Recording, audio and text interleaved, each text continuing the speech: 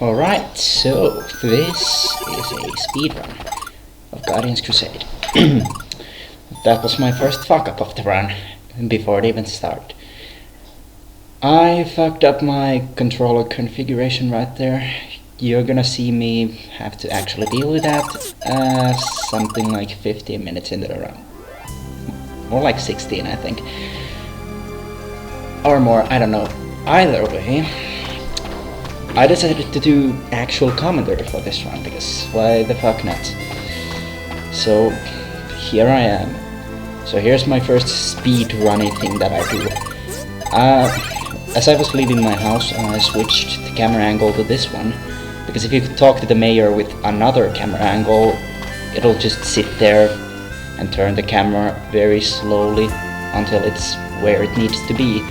That's gonna be a very common thing throughout the run, for the most part, because a lot of cutscenes, nearly every single one of them, will require your, camera to be at a certain angle.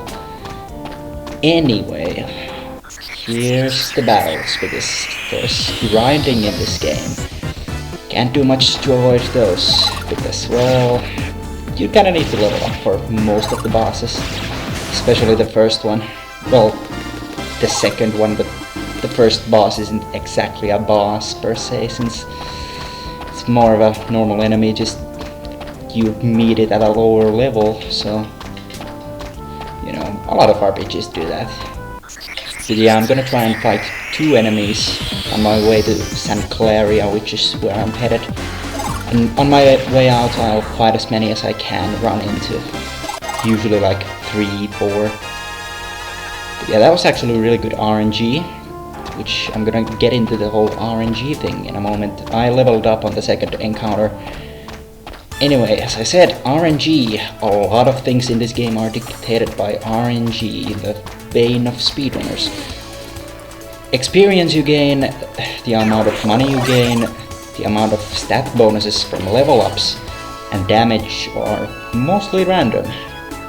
Just, yeah, you might think that's bullshit, but I find my own ways to deal with the random elements by just going really safe throughout the whole run. Yeah, more on that later, because, excuse me, gotta, keep myself hydrated so I can actually, need to drink water so I can actually talk for 3 hours. Anyway, I just delivered my shit to the mayor, so, back to the hometown, I guess. And, I don't remember much about this run, even though I just did it. So this is gonna be like a new experience to me as well. Oh, that was dumb. I shouldn't have to run into that, but whatever. Should've just let it be, because that's a very minor time loss, but it's still, time loss, sort of. But yeah, it's not gonna be much interesting shit happening for a while, so this is gonna be a fucking roller coaster of fun, this commentary.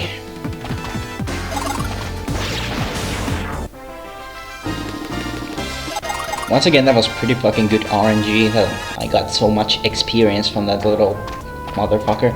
Usually those little body enemies, they don't give that much experience, so if they give like 6 or more, that's fucking great. Yeah, apparently I ran into 3 battles. I think that, yeah, I'm at level 3 right now, yeah, exactly. So this 3rd battle isn't exactly necessary, because I do enough battles just to get to level 3, generally. But I guess it's good to do more, since it doesn't really matter. Anyway, once again, I had my camera angle figured out for this cutscene, so it didn't waste any time there. As I said, that's gonna be a thing all the time, so I'm not gonna mention it every time it happens, but I'm gonna point it out every time I fuck it up, because there's a couple of those. Since it's a 3.5 hour speedrun, it's hard to remember everything. And speaking of remembering, there's one big thing I forgot at some point at the very end, but we'll get to that in about 3 hours, so until then, this is gonna be a very strong speedrun. But yeah, that cutscene's kinda done, but yeah, whatever. I head to the other way because it doesn't matter if you go towards the town or away from it. I'm not sure I need to actually like check which one could save time if either one would be the faster way of doing it. I don't know.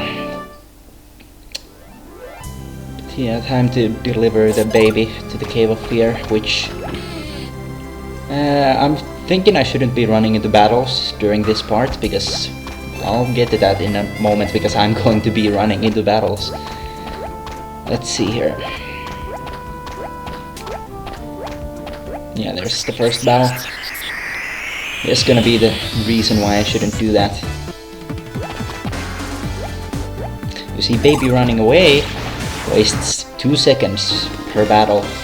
So I'm not sure if optimally I would do battles while I'm delivering the fucker to the cave.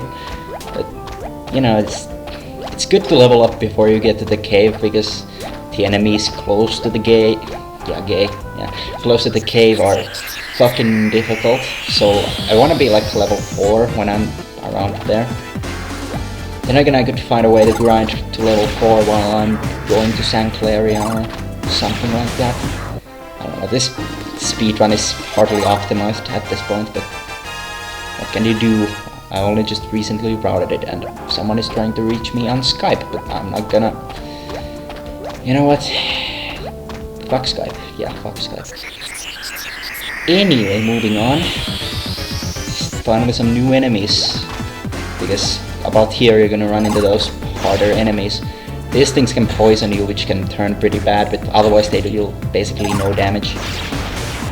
So you want good RNG, because if you get poisoned, it's 10% of your health gone every turn. But yeah, that's very bad.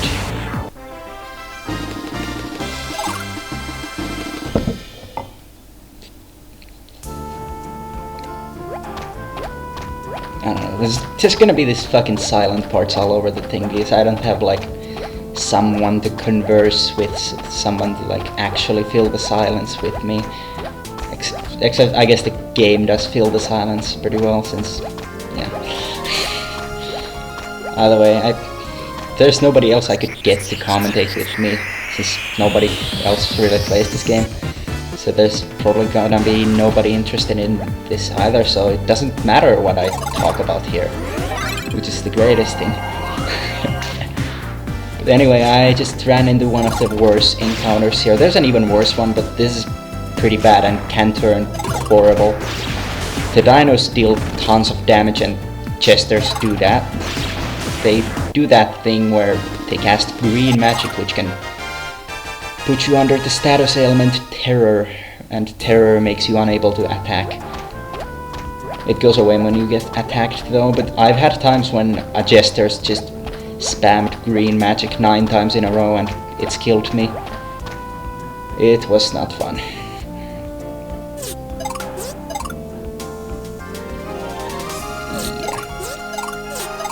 Once again I did, you know, the whole camera moving thing while I wasn't in the cutscene. But yeah, there's no reason to mention that every single time, but I'm probably gonna end up having to if there's nothing else to commentate on. This is the worst idea I've ever had. Yeah, this battle thankfully was bone flies, because had it been dinos I would probably been dead right there. That's kind of a fact. I mean, I could have ran away from dinos, I'm pretty sure. But sometimes the game just doesn't let you run away from battles. There's gonna be times in the run when I get that and I just improvise. There's a lot of improvisation in this run, by the way. I improvise a lot of save strats, like out of fucking nowhere. Which made it so I can do a lot of things fast, but not the fastest possible way, but still kind of fast. But yeah, now that these enemies are below my level, they've turned into these white ghosts with blue eyes, and now they run away from me instead of running at me. That's not gonna be a thing throughout the run at all. They're gonna be way above my level. As with any other RPG speedrun, you stay at a pretty low level.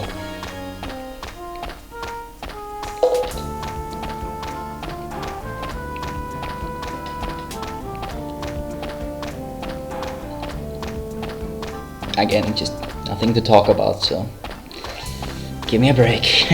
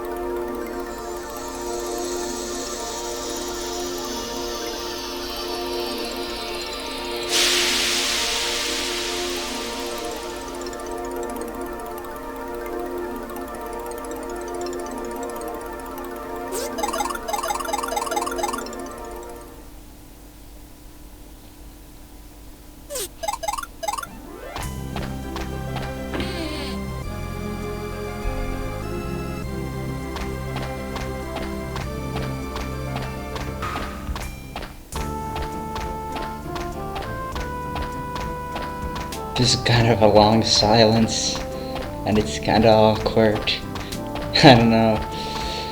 As I said, there's just nothing to talk about in some parts of the run where it's just I've already gone over what happened and what is a thing here and over there, and you know, can't really blame me for that. As I said, it's just there's nobody here except me, and it's a very long speed run, so it would be hard for me to talk for the whole 3.5 hours.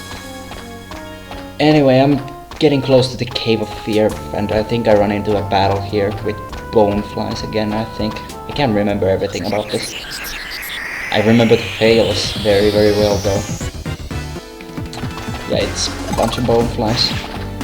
Compared to the battle I got earlier, these things actually damage me a lot more, I think.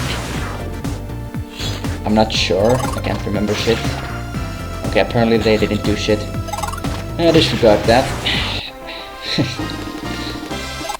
Anyway, I just got up to like level 6 there, which is pretty good entering the Cave of Fear. Usually I'm at level 5, but you know, it honestly doesn't matter that much. It only makes the enemies in the Cave of Fear just a bit easier to deal with, since there's one enemy in particular that can fuck you in the ass pretty hard. And most likely will. I've had many runs end when I come here, just because I run into two fucking...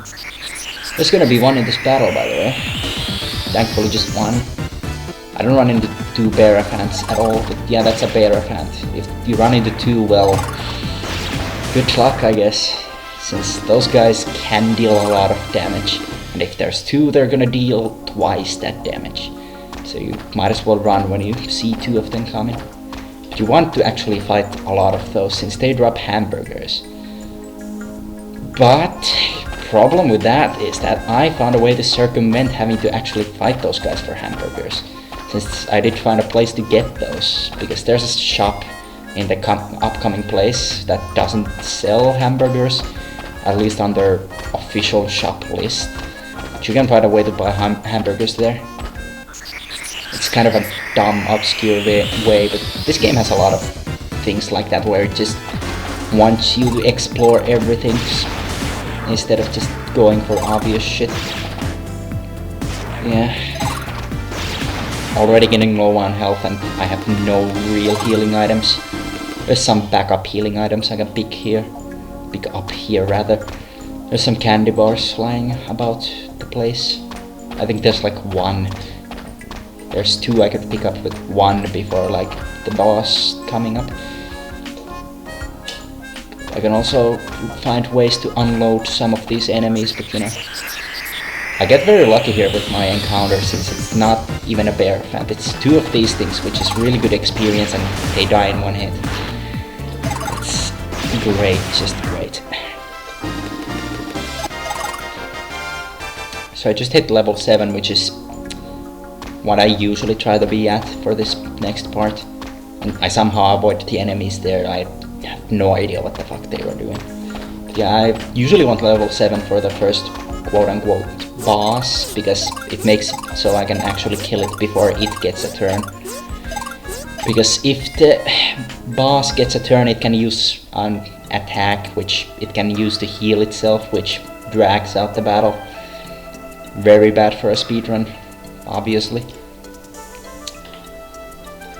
But yeah, I'll talk more about the first boss in a moment, since it's actually coming up within like 30 seconds, I don't know. Yeah, that's one of the few cutscenes where you can't turn your camera at all, because it's gonna be in that position when you enter there, and you're not gonna be able to turn it to that position before that, because you have to have it in a specific position when you talk to the guys at the entrance.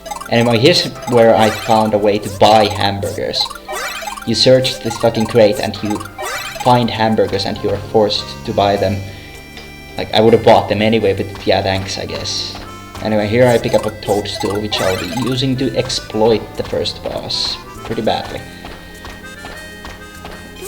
And I rest here just for safety's sake. I didn't need to do that, but considering I don't come back here at all, I'm not gonna detour to rest here after I kill the boss.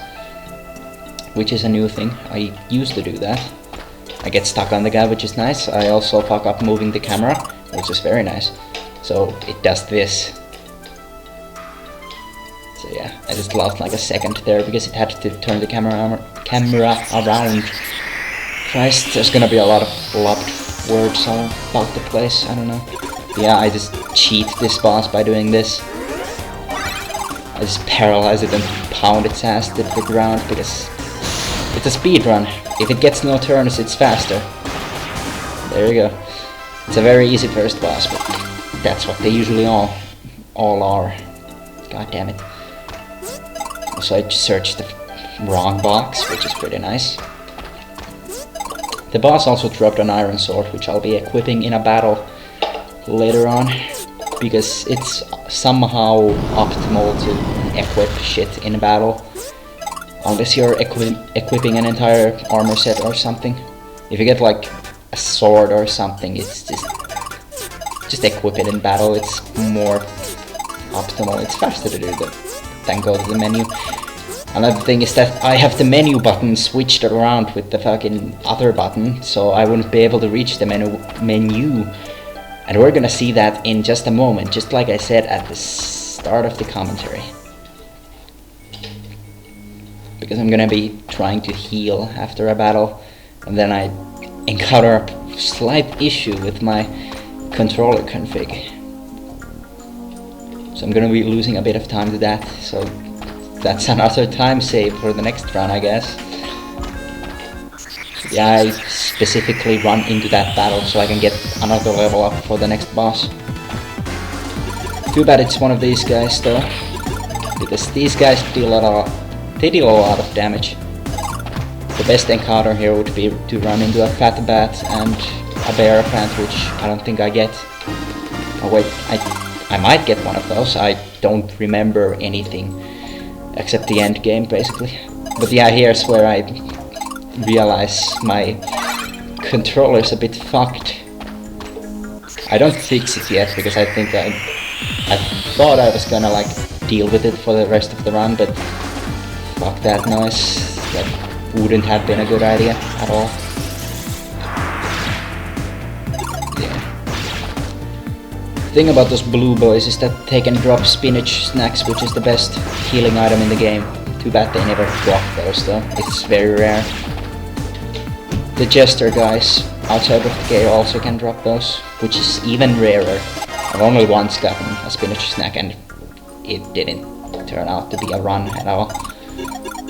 But yeah, I go back and switch around the fucking things and fuck that up nicely and lose like 10 seconds or so. Probably less than that. Also, I managed to not find the item inventory and use a hamburger. Instead I go into my equipment because I'm a moron. All in all, it's a pretty good start. Well, it's definitely a really good start since it saves like, I think it saves 6 minutes over my previous run, which had like grinding for hamburgers so I could get through this area and the first boss. It's kinda sad, but you know. that was a bare vent and a fat path, so I lied earlier, just like I thought. Yeah, here I still detour for a living toy, which I might not need, and also I've completely neglected to mention the living toys, even though the game has already like taught me about those. Living toys are basically your only companions throughout the whole game, except for the fucking pink shit. But you're not gonna be using the pink shit for anything, since he's kinda useless for the most part. I pick up Walk Bomb there. Walk Bomb does damage based on your step count divided by 20. I pick it up as some sort of like safe strat in case one particular boss battle goes wrong. The boss battle didn't go wrong, but using Walk Bomb did, because I'm a fucking idiot, but we'll get to that. That'll be an hour in or something. Yeah, here's the first boss.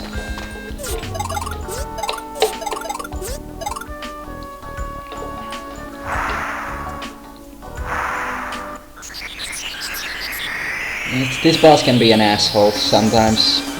I would kill it at level 7, but I don't feel like I want to risk it, since losing 20 minutes of my life to trying to be a speedrunner, that sounds like dumb. Anyway, that's a living toy, Pyro. I picked that up way back in St. Claria, and I neglected to mention that at all. I do that little detour into a little hut just to get this guy, because I'm gonna be using him for basically every single boss up until after, I don't know, after Carmine, which is like halfway through, not halfway, it's like the beginning of chapter 4, so that will be quite a ways in. Anyway, you don't want this guy to spam Power Gale, because it's a multi-targeting attack. A lot of bosses have that, where they have a multi-targeting attack and a single targeting attack, and you want them to use this kind of shit where they target one thing, because then they don't hit your living toys, because your living toys can take 3 hits and then they're out. You don't want that to go like that, for very obvious reasons. They're your main offensive tool, you don't want them to be gone. Thankfully none of my battles go like completely shit because of multi-targeting attacks completely screwing me, except for one, and even then it didn't lose me that much time. Anyway, that's chapter 1 of the game done in just about like 23 minutes. Well, not really, 22 minutes. I was looking at the time, and time isn't accurate since the run starts something like 17 seconds into the recording. So it's like 22:40. That's not the fastest chapter 1 I've had, but still, I'm very happy with it, obviously, since it turned out to be a good run otherwise. Probably because as I said, I improvised a lot of save strats later on, in parts where I sorely needed them. But yeah.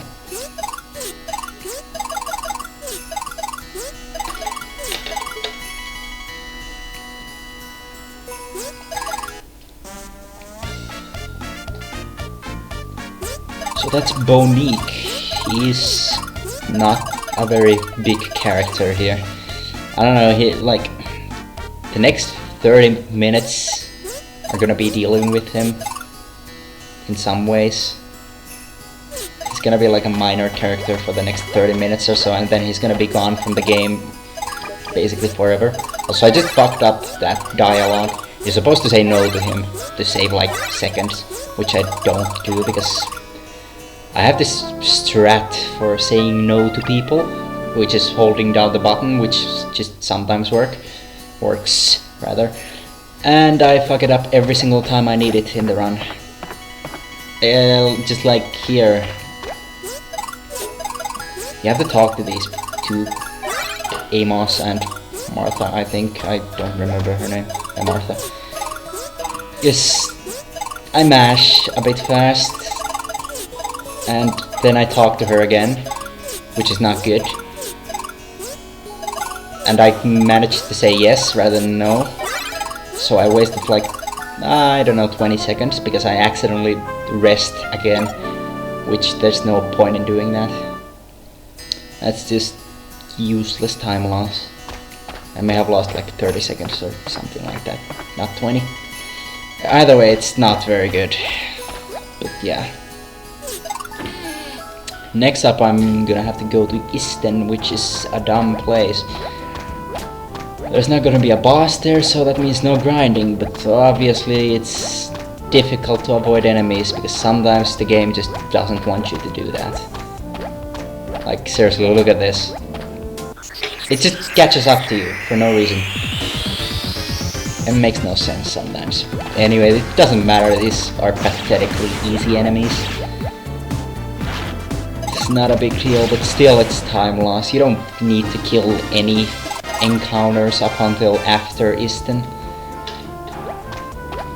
You should want to avoid most things before you're at Easton, and then after leaving you might want to avoid them for a bit longer, and then once you're nearing the next place, then there's some good encounters that might actually give you experience instead of being worth jack shit to you.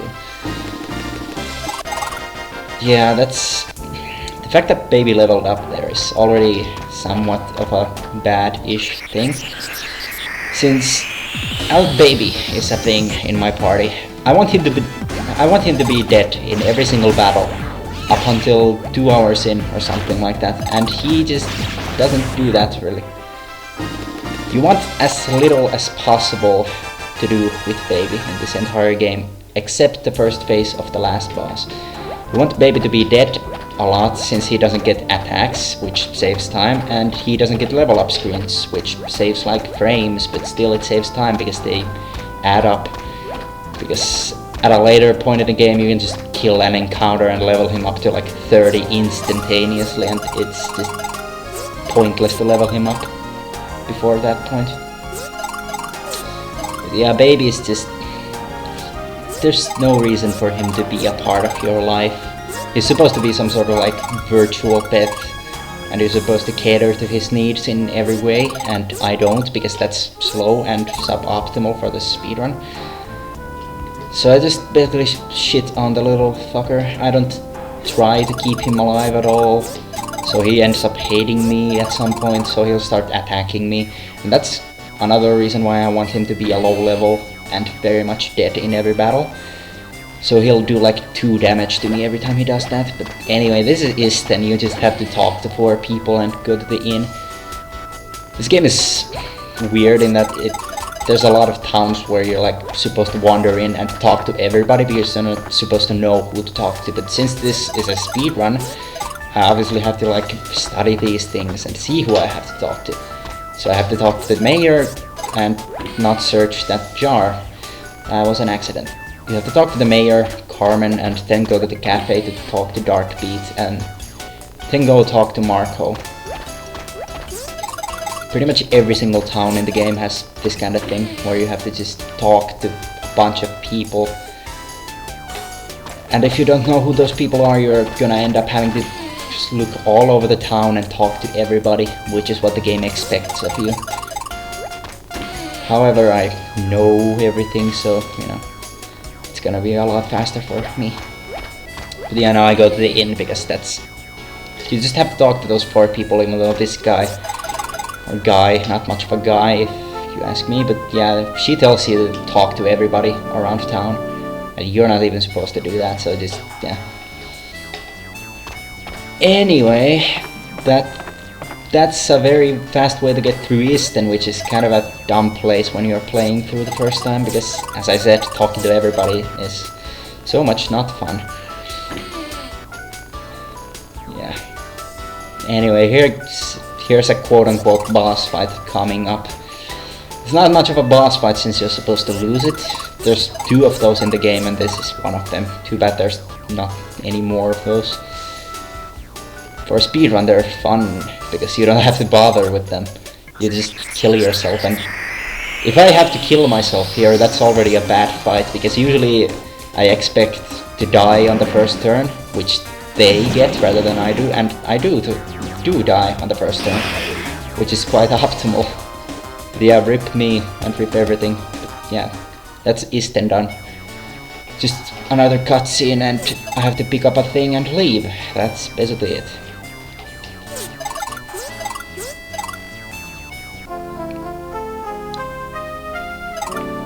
Also, I fuck up here. I almost go and save my game, which you don't need to save your game at all during the whole speedrun, which is good because just resting somewhere gives you this like temporary save file. If you don't reset your game at all, it's just you can just die and then you'll be back at that point, which is very nice.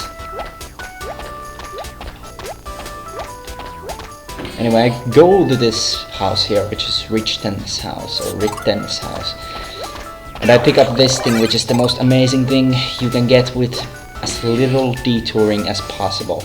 It's a living toy called Contributor, which is basically the best living toy for a long time.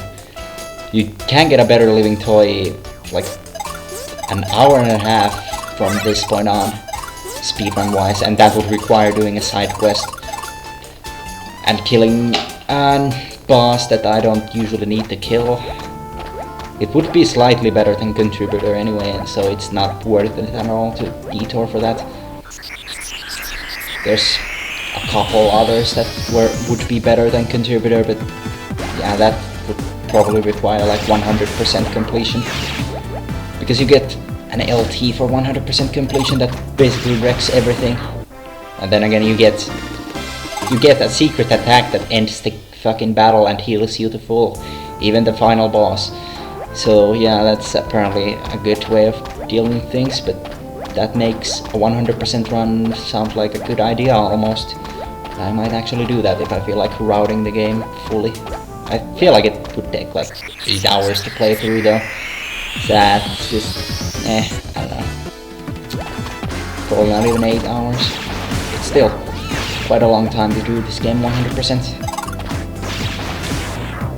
Anyway, just Contributor is just, it's supposed to be like a double-edged sword. It's like it takes your money to attack the enemy, because you know, 20 fucking rubies, that's so much in the grand scheme of things. But yeah, it takes a very little amount of money from you to attack, so obviously using it is very good. So yeah, they kind of made it overpowered, and I abused that.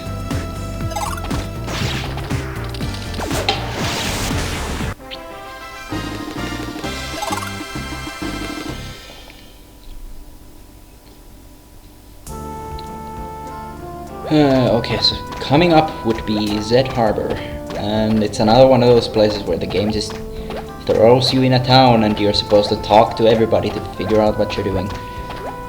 Not quite to everybody. This place only has a couple of things you need to do. You need to head to the cafe and talk to 2 random people.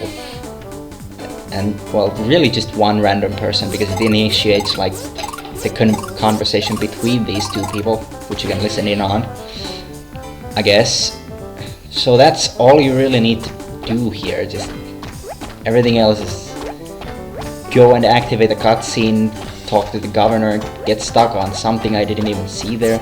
Also, I get the shield inside this cannon, which every single time I forget to equip it at any point. But yeah, just activate this cutscene. Then you have to go to the governor's house. Then there's just another cutscene. It's a very simple town. You don't do much of anything here. There's a side quest later on, way later on in the game, that you could come back to here and actually finish things, I guess. But yeah, you don't want to do that because it's a speedrun. Anyway, I also picked up a sword there, just as an upgrade, because why not? It's very close by. No real need to detour for it. But I'm gonna be forgetting to equip that sword and that shield for basically like 10 minutes, because that's what I do every single time. And I do mean every single time. I've never remembered to equip them, ever. But yeah, just activate this cutscene and you're free to leave the town. Move on with the storyline, I suppose. Yeah, not much to do in this town. mean, I could go to the store and buy better equipment, but I'm not gonna be doing that. I only buy better equipment twice in the run, and one of them was completely improvised. I used to have like 2 places where I go shopping, and both of those would be at the very end of the game. And I would have one I would do in case I needed to go safe. Now I do like 4 like required shopping trips. One of them is coming up, and it was completely improvised, and it looks the part too. So yeah, I'm just using contributor to get through these over-leveled encounters, because as you can see when, you know, shit is actually on the screen, those ghosts aren't the usual pink variety. They're now white with red eyes, and they have arms and tusks and everything, or I don't know. Very scary looking. Anyway, it doesn't matter what they look like, they're still easy as shit, and I'm gonna be seeing every encounter as that pale red-eyed blob for basically the rest of the run. For the most part, at least.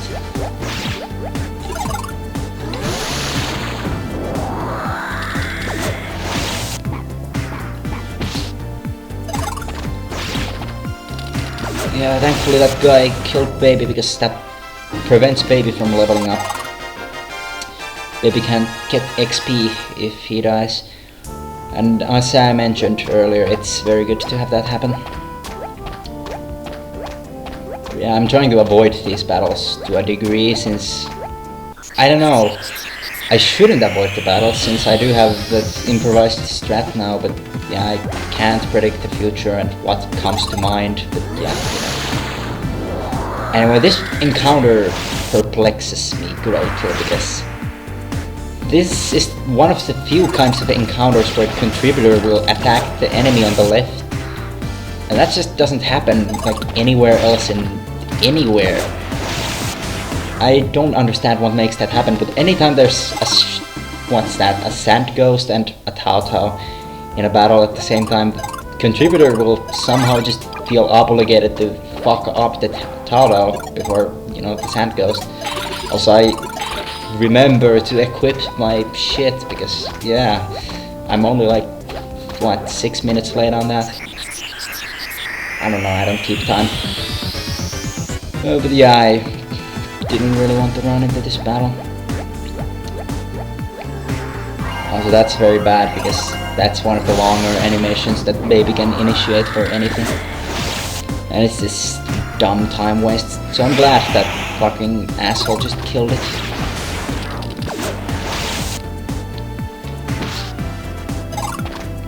But yeah.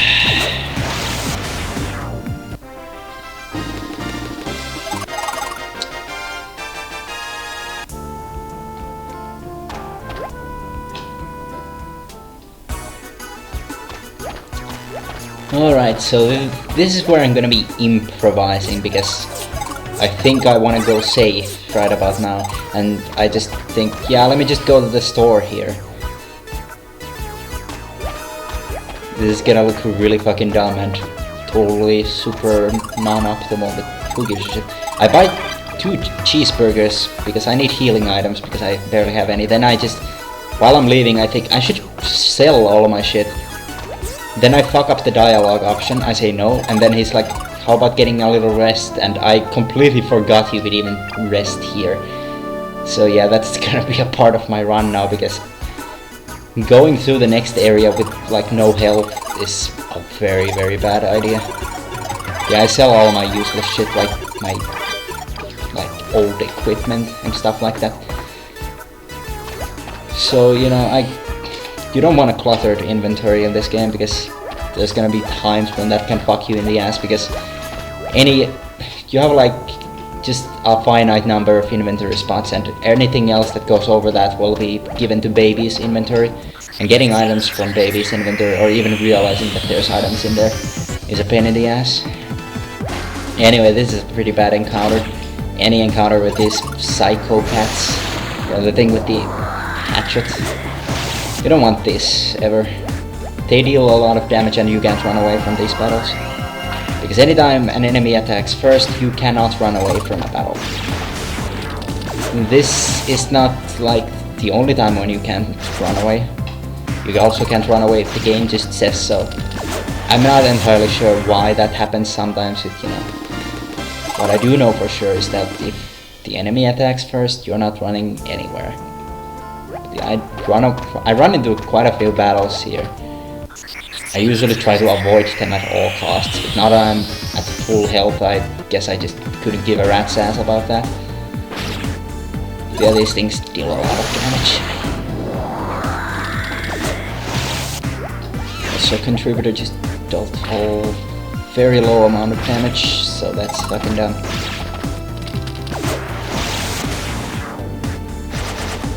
Yeah, doesn't matter that my health is low, because yeah, it's a good thing I picked up all those healing items.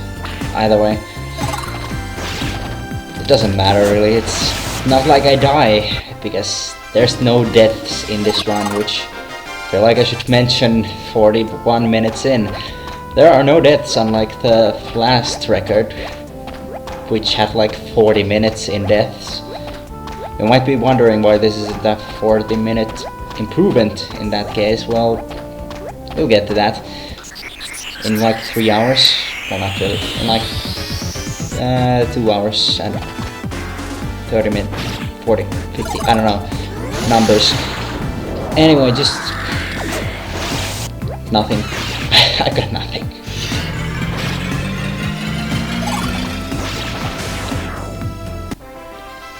Okay, so now that those battles gave me quite a few peach potions, I think.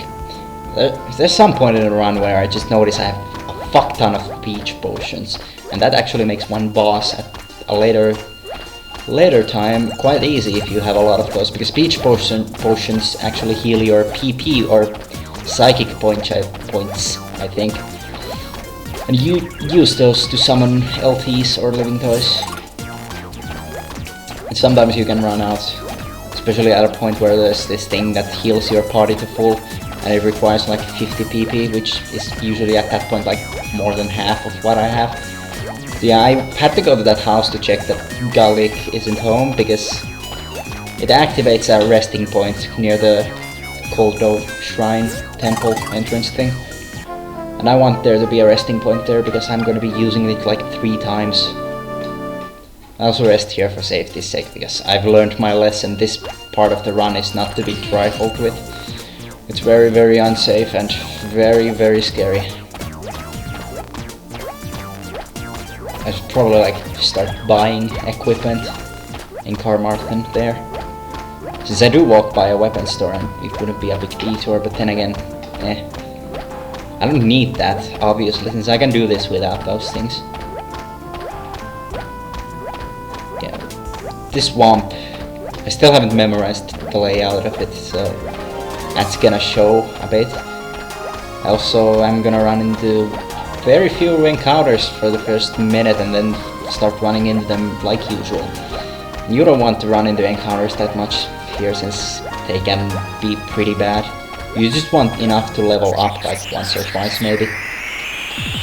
And then run into more encounters inside Coldo, and then run into more encounters here once you're coming out. Because then the encounters will be a bit more level appropriate. Yeah, that's a pretty bad attack, since it can cause terror. It didn't though, because thanks to RNG. Yeah, having 2 of those in the same battle can be pretty dangerous, since they can spam that attack, which is not only multi-targeting but also terror. Terror is not fun.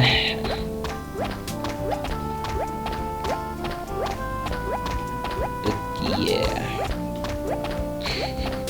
Keep saying but yeah after long silences, I don't fucking know why. Might as well. This is kind of an optimal fight to have for experience gain, since the Toad there doesn't really do shit, and the Triad doesn't also do much unless he feels likes to do. Yes, indeed. Feels like doing something, and he didn't feel like doing anything, so that's very nice.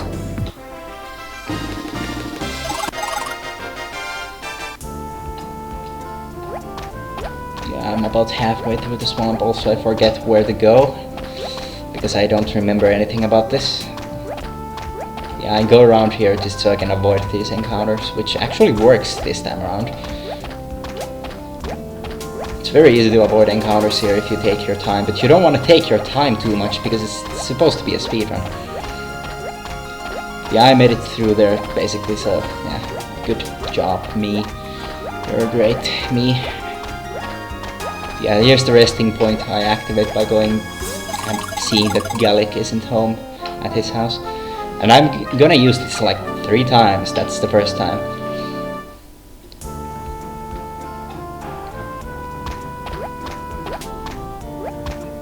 So yeah, I'm gonna be doing a little detour once I enter the Koldo shrine thing here. I'm not sure if it's a temple or a shrine or whatever the hell it's called. It's Koldo. Well, not really Koldo. Calling the place Koldo would be dumb because there's a creature in here that's supposedly called Koldo.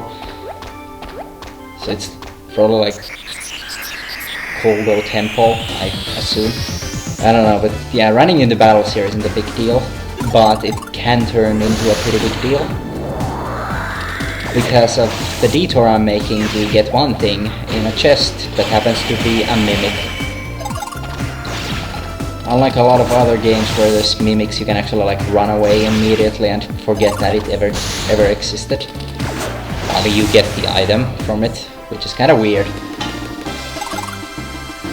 But yeah, I'm no longer gonna even consider running away an option if I'm high enough level.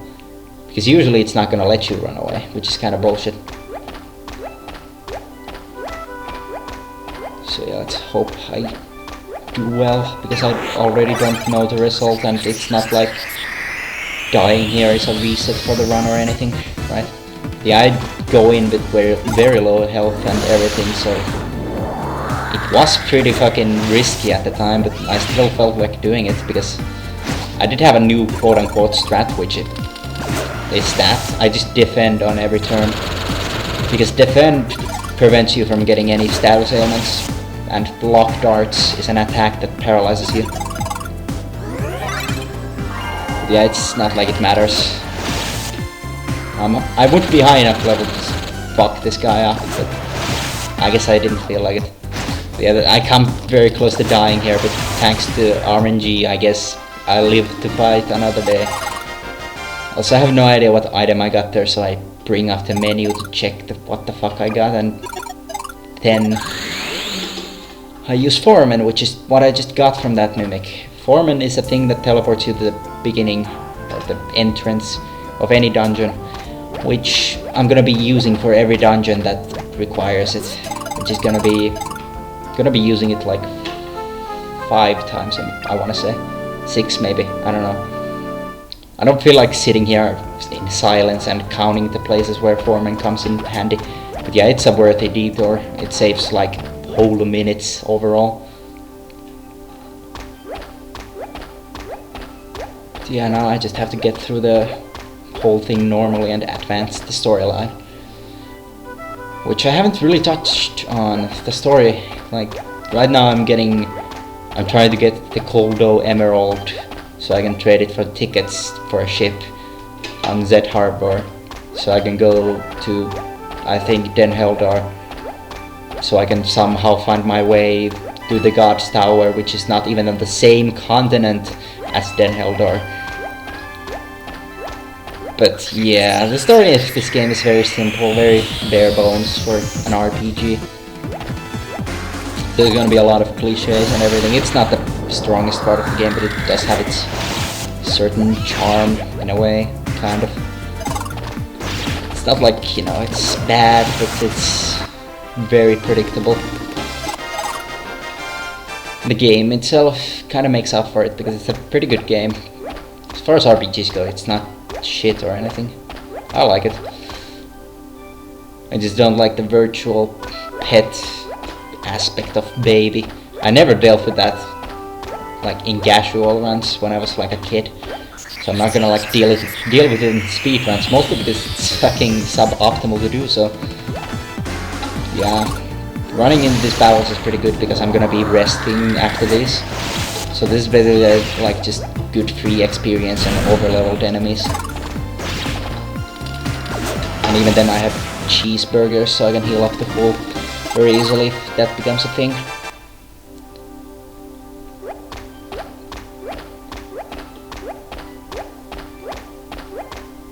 Yeah, sometimes these fucking ghosts just get stuck on these bridges. Makes it hard to even avoid these encounters, so, you know. It's not like I would necessarily want to.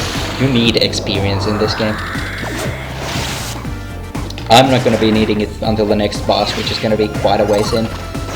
Considering the last boss was like 30 minutes ago, it's kinda weird how the next boss is still quite far away.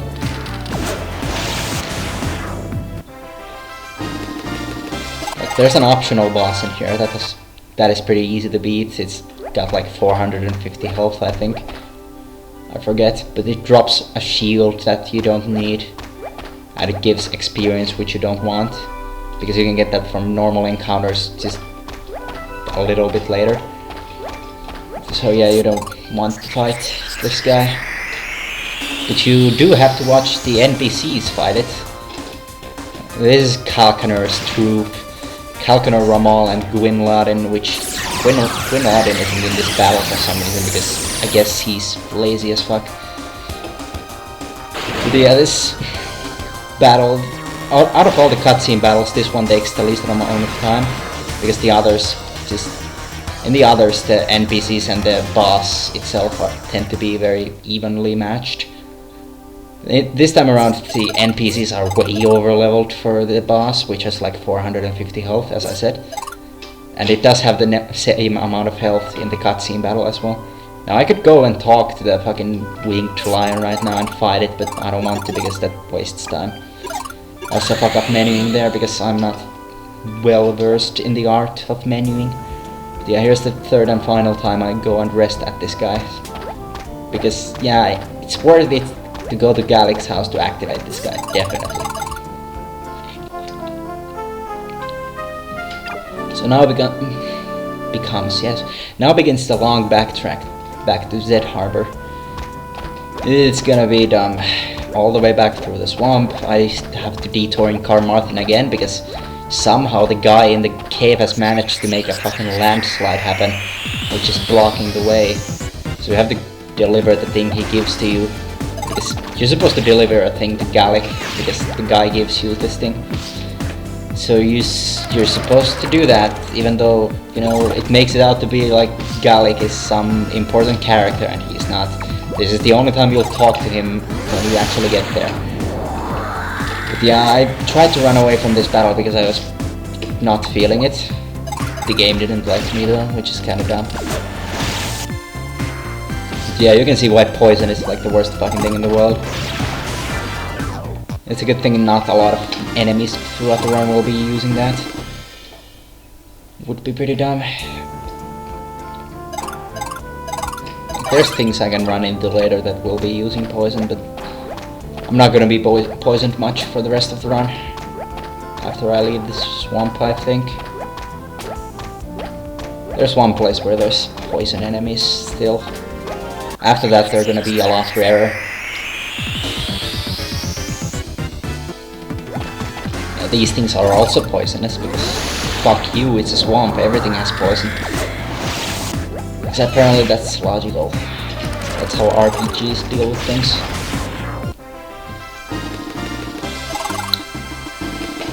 But yeah, now that these encounters are actually nice and evenly leveled, as far as, you know, my level goes, they're appropriate for my level range, I guess.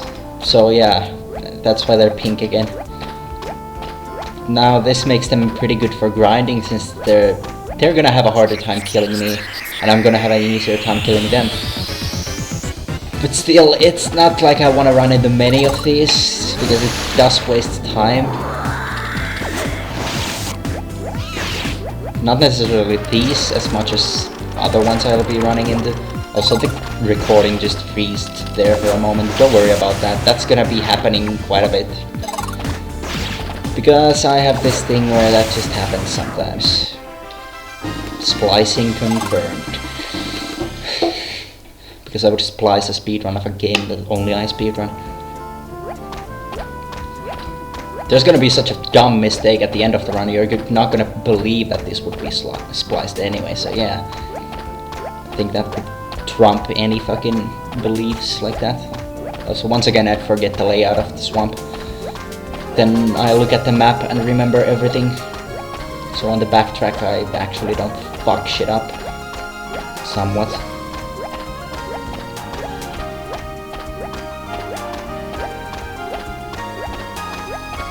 Yeah, I'm basically out of the swamp now. I try to avoid that enemy, but I fuck it up. Because that's what I do, apparently. Yeah, I'm at a pretty low health level right now. At a health level. Yeah, that makes sense. Recording freezed again. Don't worry. It's just dropped frames, I guess.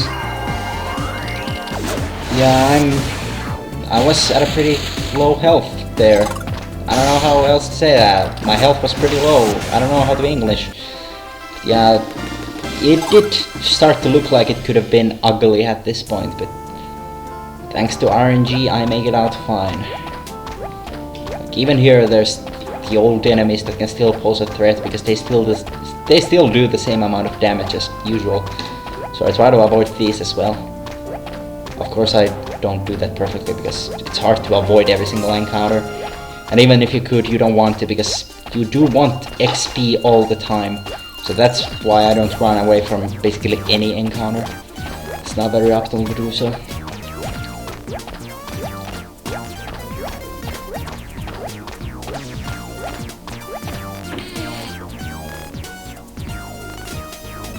Yeah, now I visit Galik's house and talk to him. Like, I don't know why anyone thought this was like something they should include.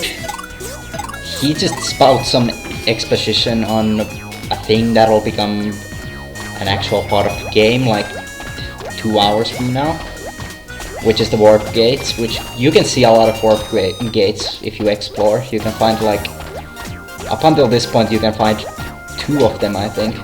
One in Kel, which I already walked past in Kel, which was like 50 minutes ago. And another one in Galik's fucking basement, if you feel like exploring his house, which has nothing in it. There's a chest with a cheeseburger, but I don't go for that because way too much of a detour. But yeah, once again, Psycho Cats, they start the battle so I can run. And they deal a lot of damage, so that's a bad thing in itself. The Mantises, not so much. But still, I don't wanna push my luck and run into too many of these, so I try my best to avoid them.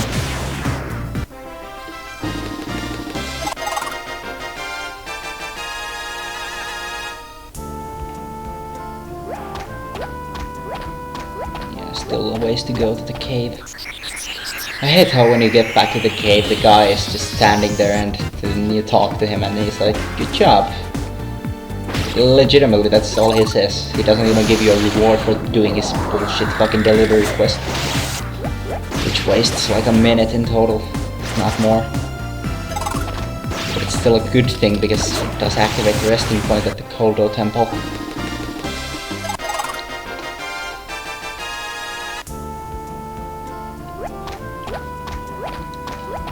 But yeah, as I said, it's a long backtrack with nothing, and nothing. Great. Anyway, I'm back at the cave now, basically. I could rest here, but it doesn't matter because now I'm gonna be going to the desert with enemies that are basically gonna be my level, so they're not gonna pose any sort of threat. Which is really good. That's the one thing I like about this backtrack, it's safe, if anything. At least now it's safe, since I do it safely. I used to not do anything really safely up until like an hour and a half in. Which is why the last one took an hour and a half to get through the hard parts. It's funny because there's this boss, the next boss coming up in fact. And it can be pretty frustrating. I take it safely now, so I I can do it well, but we'll get to that when that becomes pertinent. If that's even a word.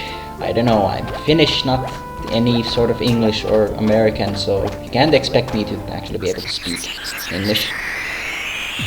I also tried to go past that cactus, so I would avoid this battle. You can see how that goes, or went, rather, since that was in the past. Anyway, good RNG there, since it decided to kill Baby. Baby is good to keep dead, since, you know, once again, you don't want him to be alive. You don't want him to be alive or anything. Either way, almost through the desert. Getting close to the Z Harbor, which, you know, I don't know what else to fucking say. This is boring as fuck to me too. Either way, any enemies here will now be white ghosts, which is pretty good since I still run into one of them and it still manages to like be a challenge for me. I don't know, it's kind of funny since I don't upgrade my equipment, which is something the game actually expects you to do. I have no idea why the game doesn't let me run away from this battle, by the way. Yeah. You're expected to actually go into towns and buy the equipment they have for sale in the stores, which I just don't do at all, ever. Except once, like halfway through the run, and then another time at the very end of the run, because you can buy the best armor set in the game. I don't know why it's fucking sold in a store instead of there being an epic quest for this great ancient armor. Oh right, there is one. Yeah, great. I'll talk about that later. Either way, you come here and Kalkanor notices that you have this stone that he wants, which Baby picked up way back when I beat the shit out of that bird thing in the Cave of Fear, which is, you know, called Gale Stork. And I traded that for tickets instead of, you know, actually getting the Koldo Emerald, which I was supposed to get. Yeah, those stones, they're an integral part of the story, somewhat. Either way, I hate this ship, because it's annoying. Not because of any bullshit in here, or anything in particular, it's just the way you have to advance from this ship. I don't like that at all. You have to talk to literally everybody on board, and I do mean everybody. I checked twice. You have to talk to literally every single person on this fucking boat, and then fuck up talking to that guy and talk to a chair like a champ. Yeah, this one annoys me the most because you have to go around the table because the guy is sitting there with his fat fucking ass, and you can't go around him. Yeah. Also talk to these two very suboptimally. Also talked to that guy twice because I'm an idiot. Yeah, just I don't like that you have to talk to everybody. It's just pointless. None of these people have anything to say to you really, except Bonique and Darkbeat. And Darkbeat's gonna be in a room where I'm gonna be going next because it's optimal to talk to him when you're going back.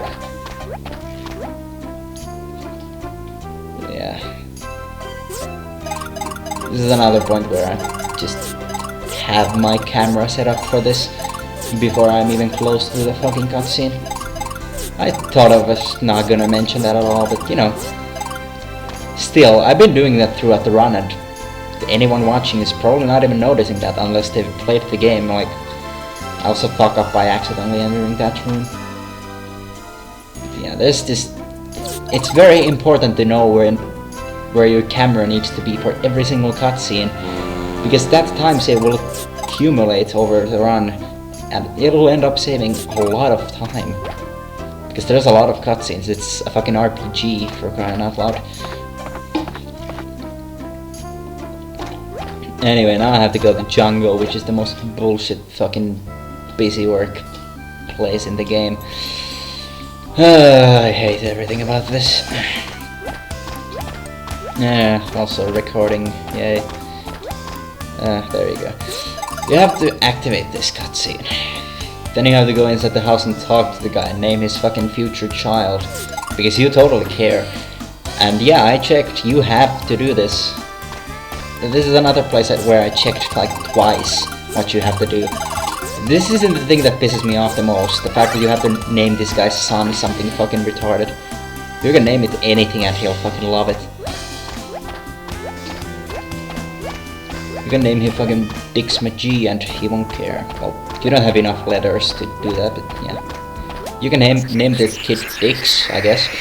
Either way, I run into a battle here accidentally, but it doesn't matter that much. These can be dangerous, but not these ones. If you get 2 of those dinosaurs, it's pretty bad. Because they deal a lot of damage, just like the dinos at the beginning of the game. Well, not really the beginning, just close to the beginning. And here's the first transformation Babe decides to do throughout the whole run. This is the only useful thing that fucking bastard can do at all. And generally in the run it ends up wasting time, unless he turns into that, which is Ipki, which is the same thing as Dark Beat's companion. Because Baby learns transformations from a lot of enemies, and that's the only useful one, because Baby can then use Wave Cannon, which hits everything, does a lot of damage and paralyzes things, so that's like the best attack in the game. Too bad Baby will never transform into anything useful from here on out, pretty much, because he's gonna start hating my guts in about like the next time I get him back in my party, because he's gonna be out of my party for the next area. Anyway, this is the thing I hate about Jungle. You have to climb this thing and get this chest, because you totally care. Seriously, this is necessary, so you can actually get out of here. I fucking hate this. It takes like a minute and a half to waste your time with this shit, and I wish there was a way to skip it, but there is not, currently at least. I'm looking into all sorts of skips, but I've only found one way to unload a cutscene trigger in one place where it doesn't matter. But yeah, I'll talk about that later when I can.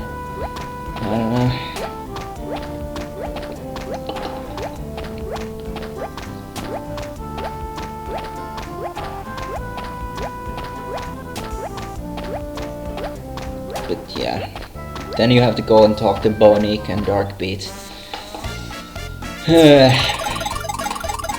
You want to remember this Bonique here. Get it funny, it's because it's a boutique run by Bonique. That's legitimately the fucking name for it too, so you know, don't blame me for the fucking shit pun. Either way, you want to remember that store, because later in the game, when you can actually return here, it's gonna be selling the best armor in the game, which is the platinum armor, and I'll be buying that because it's worth it to detour for that, even though that takes a lot of time. But it's just that the armor set I'm gonna be wearing at the time when I buy the platinum armor will be so shit, and it makes the last boss actually easy, because you won't be taking that much damage. Also, back on the boat, and guess what you have to do? Fucking guess. Just fucking guess. Is it talk to everybody? Well, it is. You talk to everybody again. You also get a chest, because there's one on the deck for some reason now. It's also another useless chest with another useless LT you won't be fucking using. And I also fuck up getting the chest somehow, I don't even know how. But yeah, since, you know, it's an RPG, and it's cliched as fuck and super creative, there's gonna be a sequence with a boat on a stormy sea.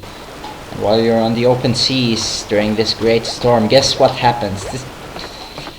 Could it be a shipwreck? I don't fucking know. I've never played Final Fantasy IV. Oh, right. But yeah, you get thrown off the ship. It's not necessarily a shipwreck like sometimes it is. Usually it's just you get thrown off the boat and you get separated from your party. And yeah, I'm spoiling things because it doesn't matter. I can talk about whatever I feel like. Nobody's listening to this ever. And then someone's gonna listen to this and call me out, and I'll feel very foolish. Oh no. But yeah, Just look at this shit, look at this storm, it's, oh my gosh, it's so wild. Then again, I skip the FMB and actually like shows you the storm properly. But yeah, now I'm on a deserted island, somewhat deserted. Of course, there wouldn't be a tribe of people here. Also, I have no idea why this ghost is white with blue eyes, because that would indicate that the level of this thing is very low. Guess what that crab thing is? It's like 5 levels above me. Hell, way more than 5. It's not in my range at all. It's very dangerous for me to fight it, but I'm gonna do that anyway. Also, the recording freezed again. Or froze, rather. But yeah, this fucking guy. I have no idea why you run into this thing as a white ghost. Makes no fucking sense, but what can he do? At least it gave me a pretty nice level up. And a freedom route, which just wastes inventory space. But I'm gonna be clearing my inventory because this is the second time I'll be visiting a store. Also, this is one of the few cutscenes where you don't have to have any specific camera angle. And those are pretty rare in the game. There's gonna be another one just like 5 minutes from now. So, you know, it makes it seem like they're not rare, but they are rare. Yeah, this town is another place where you have to just talk to random people. And I do mean random people. Like, it's not like it randomizes them every time, but it's just so arbitrary who you have to talk to. You have to talk to a couple of people in the huts, not even every person inside a hut. Like, even, like, there's one hut I skip, and in this hut I only have to talk to the purple guy. And you don't have to talk to anybody outside, and you also don't have to talk to the shopkeeper or the guy that where he lets you rest, I guess. He's not much of an innkeeper. He just lets you rest in his house, but yeah, I come here to shop and buy like a couple of cheeseburgers and hamburgers. I don't know, the recording froze. I drop frames every now and then and get other things that makes the recording freeze. Don't worry about it.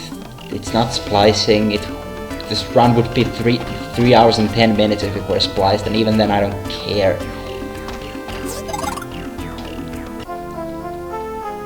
I don't know why I keep bringing up splicing anyway. I guess it's just, hell, it's speedrunning and nobody likes cheaters. I don't know.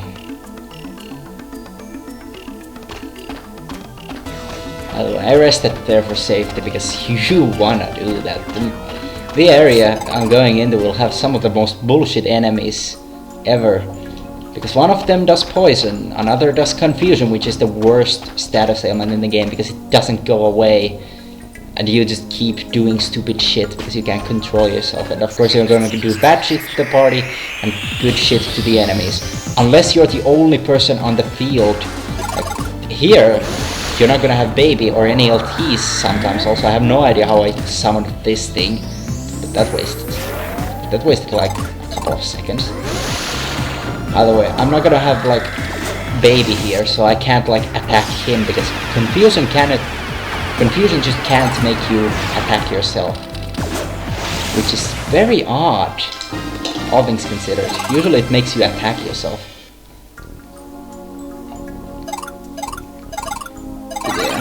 This is why I got all those healing items, for safety. Because the enemies here are just bullshit and bullshit on top of bullshit. That one enemy was the easiest, and poison is not the best thing at this point of the game because it's starting to deal a lot of damage per turn because it's always gonna be 10% of my health.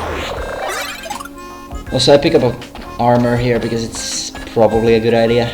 I also equip it in battle because that's definitely a good idea. There's also a cheeseburger here, which is also a very good idea. But yeah, there's actually 3 enemies here. There's that one with poison, one with confusion, and then there's this one where I run into it. And they just do way too much damage, more than anything you're gonna be seeing for a long while. Like, look at this fucker's damage. Seriously. And tell me that ain't bullshit, because that's kind of bullshit. I do reduce it to like 50 with that armor equipment thing, but yeah, still, god. Also, this is the worst fucking attack ever because it works on the entire party. So if you were to come back here with Baby, I don't know why you would, he would heal basically twice the amount. I'm glad those things just aren't higher leveled in like a later area. That would be the worst thing ever. Pretty sure you can run into higher leveled ones, because there's areas in the game where you can run into higher enemies from lower level areas. There's these weird places where enemies scale according to your level. Anyway, this boss. Oh my god, this is the worst boss I've ever seen in my life. Anyway, I fuck it up. First of all, I summon Walk Bomb, which is not my usual strat, but that's a nice bit of damage. Anyway, this... I get extremely good RNG here, because the only thing I do is attack, and since I'm the only thing on the field, like besides the boss, I attack the boss, because as I said, you can't attack yourself with confusion. Anyway, this is what I meant to do, which is like use timeout so I can get some breathing room for the next 3 turns, which is what timeout does. And this is the only boss where timeout is actually useful, because it allows me to set up most of the battle. Excuse me. Probably gonna mute that cough. Either way, I use this timeout to summon a contributor and pyro, and then I just heal myself and start defending, because I think I said earlier at some point, if you defend, that means you don't get status ailments.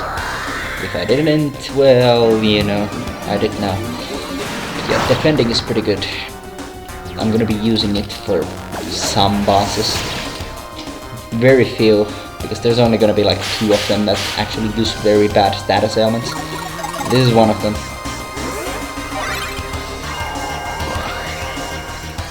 This boss used to be the worst fucking thing in the world, but then I accidentally came up with this strat.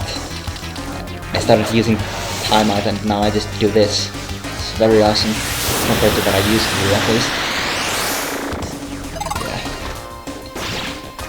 I still attack because I accidentally used Walk Bomb, and I do keep track of this guy's health because I want to know when he dies.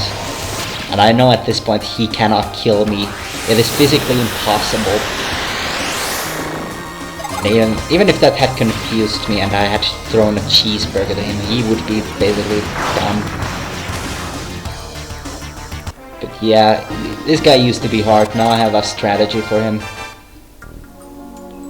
Anyway, this is the thing I was talking about earlier, where you can actually skip a cutscene trigger by unloading it somehow.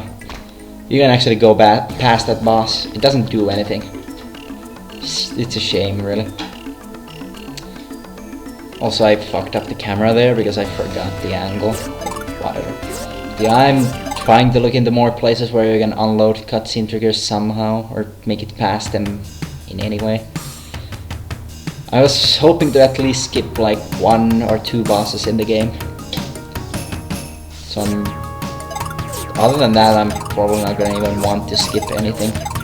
I don't know. You wanna stay at a good enough level to at least beat the final boss, so yeah. And there's this really hard boss you have to actually kill to activate the fucking cutscene that throws you into the fucking city where you can start your final quest, basically. So yeah, that boss would be necessary, and that boss isn't exactly easy, so you'd want your level to be high enough for that boss as well. Not a lot of things you can skip in this game. Like, even if it were possible to skip some things, you wouldn't want to skip them necessarily. Because there's no way to cheat the final boss or other bosses. There's gonna be ways to cheat, quote unquote, but they're not gonna be that effective. Not as effective as I'd like them to be. But yeah, this is my boat. Because boats are too mainstream. Here's a fucking water bug, because fuck you. But yeah, I do a quote-unquote strat with this guy. I stay close to islands, because if you go into open water, enemies start spawning. And I don't want to waste my time with those, because there's no point to doing any of that. Not yet. Or ever, really. They're not very good enemies. They don't give that much XP.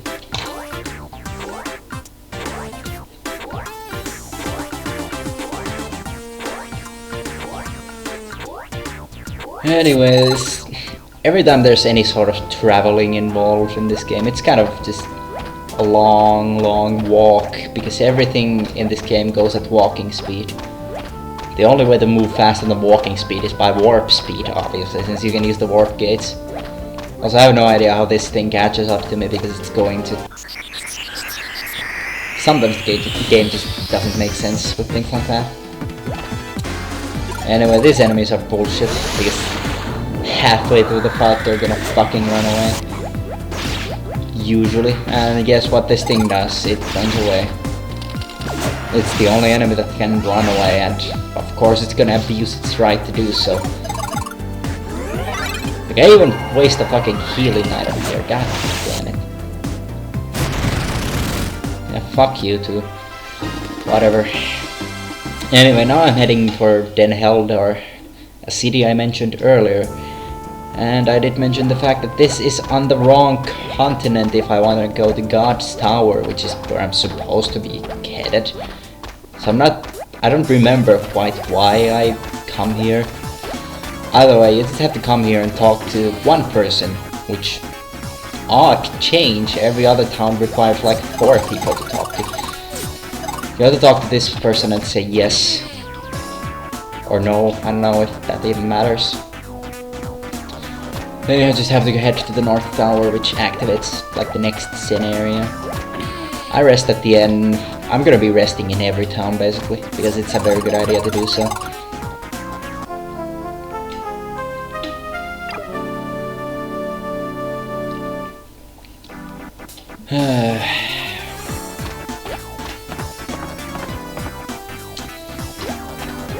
But yeah, speaking of North Tower, there's gonna be some really good goodies in there. We'll talk about those when I actually get there, right? Yeah, right. So, another long walk. Yay.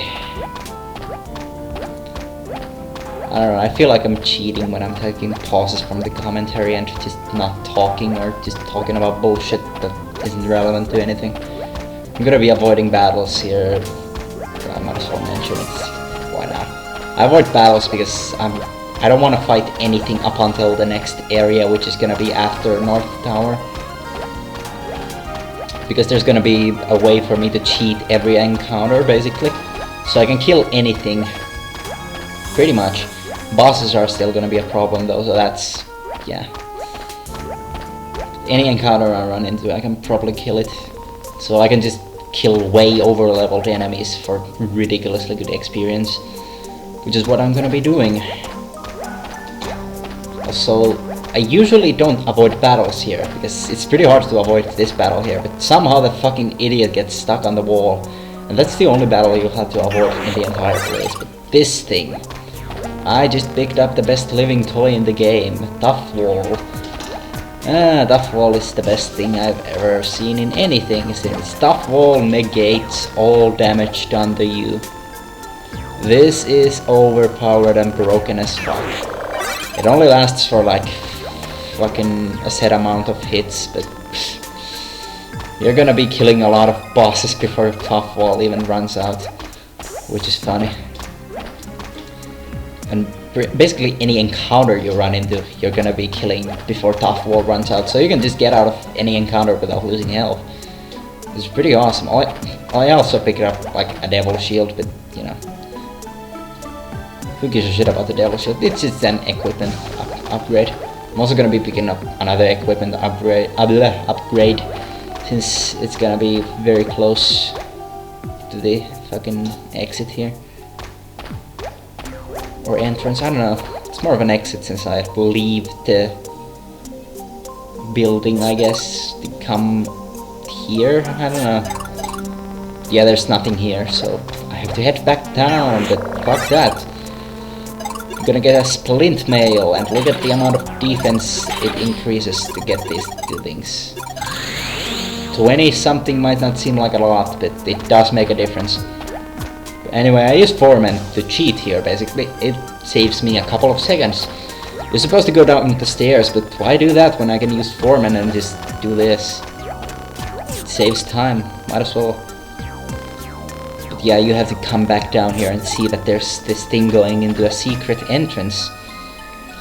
Oh no, intrigue and other things. I have no idea why I even care about these people, but yeah, let's go. Like seriously, I have no idea why this is part of the game, because I'm pretty sure I should be heading to Trisken, which is actually on the right continent, since that's like closer to God's Tower. Because it's on the right continent. I'm not even on the right continent, what am I doing here? Yeah, I don't know much about this game for a speedrunner, I guess, but fuck. I don't care about the story, I'm here to play video games.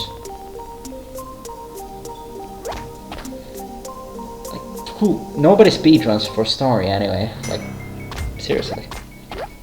Anyway, here's one of the more pathetic bosses. Mostly because it's the first boss we face with Tough Wall. And oh boy, it's gonna be fun, because I don't take any damage from this guy. It's fun. Very, very fun. I cheat, basically. I'm gonna be doing that for every single boss, because it's a speedrun and I need a consistent way to kill things at a low level. And I have it because the game is broken. Anyway, this thing also gives me good RNG, because the first thing it does is try to kill Baby. And that's basically what I want from any enemy and any boss. Because Baby needs to die about as much as possible. Anyway, this is gonna be my strategy for every boss coming up. I put up Tough Wall, then contributor and Pyro, and then wail on the boss. If Tough Wall runs out, well, I'd probably defend or just keep attacking. It depends. It's not very strategy heavy, but yeah. Can't do much about that, since this is the best way of doing it.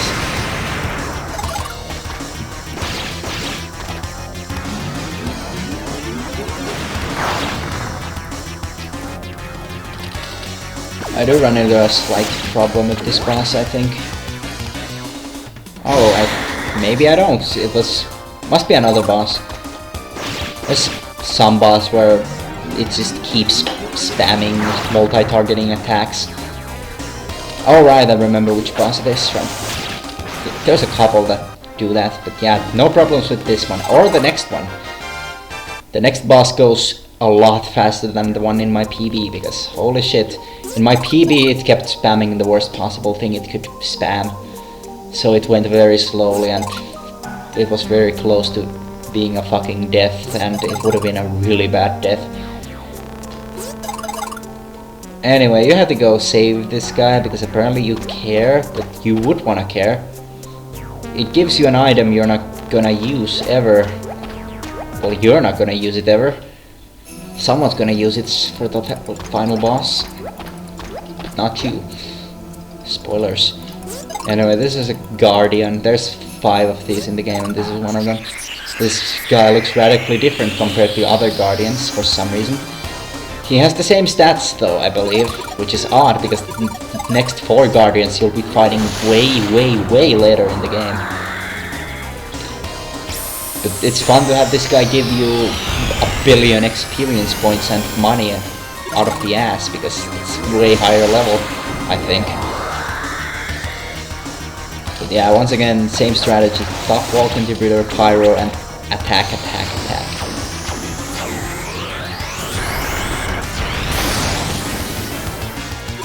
You don't want it to use burst shot at all, pretty much, because multi-targeting attacks, as I've said many times before, they hit your LTs, and you don't want your LTs to ever get hit during battles.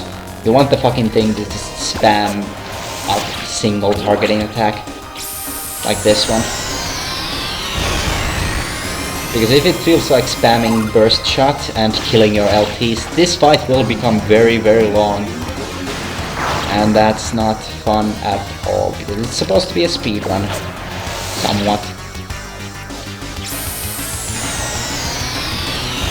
Anyway, look at this fucking thing. It attacks Pyro with a single target attack. Great. I don't know, I kinda got that word short. Single targeting attack. I'm not gonna do any editing on this commentary, it's all one take shit, so this is gonna be fun, isn't it? Yeah, this is gonna be fun, I say. an hour and 30 minutes into the recording. And it's not 30 minutes, it's gonna be in like 3 more seconds. I'm gonna count down, or not 30. It's been an hour and 30 minutes of my life wasted talking to people that are not gonna be listening, because there's not gonna be people, nobody's gonna watch this. Either way, I just got Solomon's ring, which doesn't do anything for me ever, which is a super important item. Also, this guy's a super important person that I'm totally gonna talk to. He's supposed to give you a living toy if you talk to him later on in Triscan. I'm not gonna be doing that because it's a shitty living toy. And it wastes time anyway, so you know. Anyway, just once again, 4 men out and walk. Rather run. You can walk, but why would you? It's a speedrun. So yeah, I just skipped Den Heldar completely. There's nothing in there for me. I could go and pick up another offensive living toy, so I'd have 3 at this point instead of 2. However, Windmeister, which is the thing you get from the mayor in Den Heldar after saving him, is worse than Pyro. I have no idea why, but it's worse than Pyro, and I don't want that to be a thing. It would only work really well if one boss goes badly, which that's a very dumb detour I have to take for a backup strat. If there's something I need for a backup strat, I'm not gonna be detouring for it, like, seriously, that's dumb. But yeah, now, once again, another fucking water bug section where it's gonna take another 2 minutes to get to the next place, so there's not gonna be much to talk about here. I'm gonna be going into open water unlike the last time, because there's gonna be a part where there's not gonna be an island to hug, basically. So I'm gonna be at risk of running into enemies, and I'm gonna be doing that anyways. Optimally, I wouldn't run into any of them, because once I land on the shore, there's gonna be higher level enemies that give me more experience and die easier. But I still run into 2 battles here. One of them is coming up right now, and the other one is gonna be right after it, so it's gonna be like a solid minute of fighting stupid shit that I shouldn't be fighting anyway. You also can't run away from any battles underwater, I think. Also, I have no idea why these ships have a nose, but they do. Seriously, look at that red thing in the background there, that's the nose. Apparently, I don't know. Yeah, the second transformation, wasting my time as ever. Transformations are usually a bad thing for Baby to do, because they just waste time, unless he's at full health and decides to turn into Ipki and just blasts the enemies with wave cannon. Other than that, transformations are pretty shit. Yeah, this thing immediately spawns. That's fucking horseshit. And it's the same encounter, and the reason I'm using Top Roll when it doesn't necessarily seem like I'd need it is because I wanna have full health all the time, and that's gonna basically be a thing for a lot of the time. It's fun to have full health for all my grinding sessions.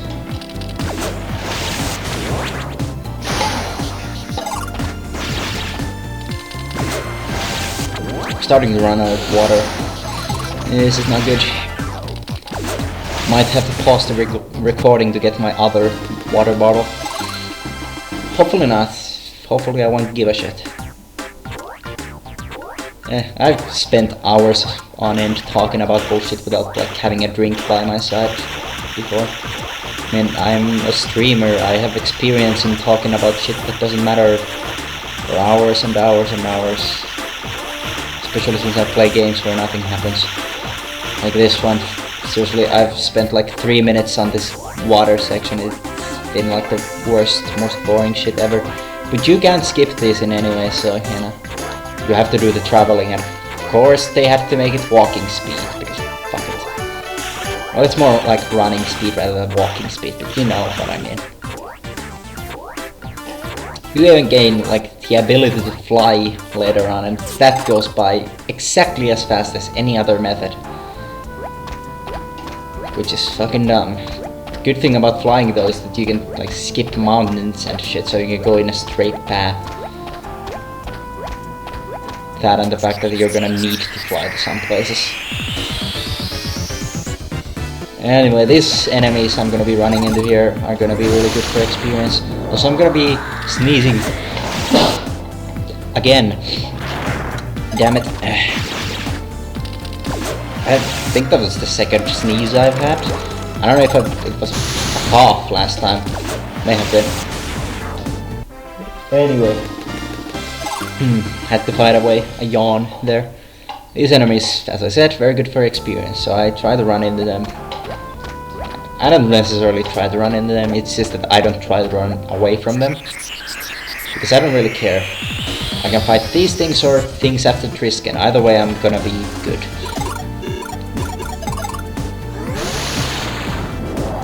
So yeah, just this is the strat for every fight, as I've said like 3 times now. Tough wall contributor, no damage at all. Which is very nice because these things can deal a lot of damage. So if you give them like 3 turns, they're probably gonna end up putting you at very low health. So yeah, that's a good thing. Also I leveled up. You can notice level up sometimes if you keep an eye on your health bar. Because it shifts a bit when you get a level up. I don't know why necessarily. I know exactly why, but I don't know why that's a thing. But yeah, either way, this is Trisken. One of the biggest towns where you do the least. You literally don't have to talk to anybody in the town. And this is a first in the game. This is the first place where you don't have to talk to anybody inside the town, but then there's the castle. Or you do have to talk to everybody. Except the guard. Because fuck the guard, nobody cares about him. Yeah, you have to do a scenario here which serves only to waste your time. I'll accidentally talk to that guy twice. Yeah, you run into Kalkanor's troop again, not that it matters. Yeah, there's this scenario with a thief in the castle. Thief is just a pathetic shit. I don't know why they even made it into a battle, because it is gonna be a battle. A battle with an enemy that has like 300 health. Because that's not pathetic at all.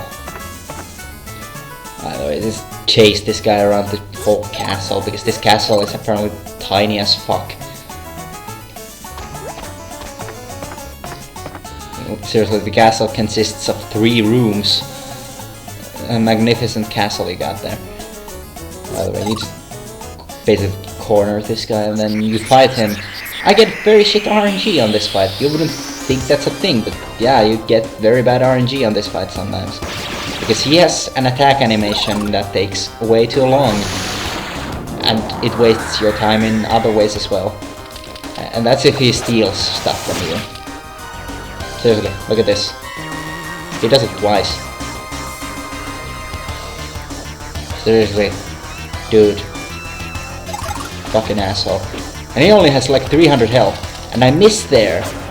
Otherwise he would die on this turn. But no matter, I guess. He's just gonna steal again.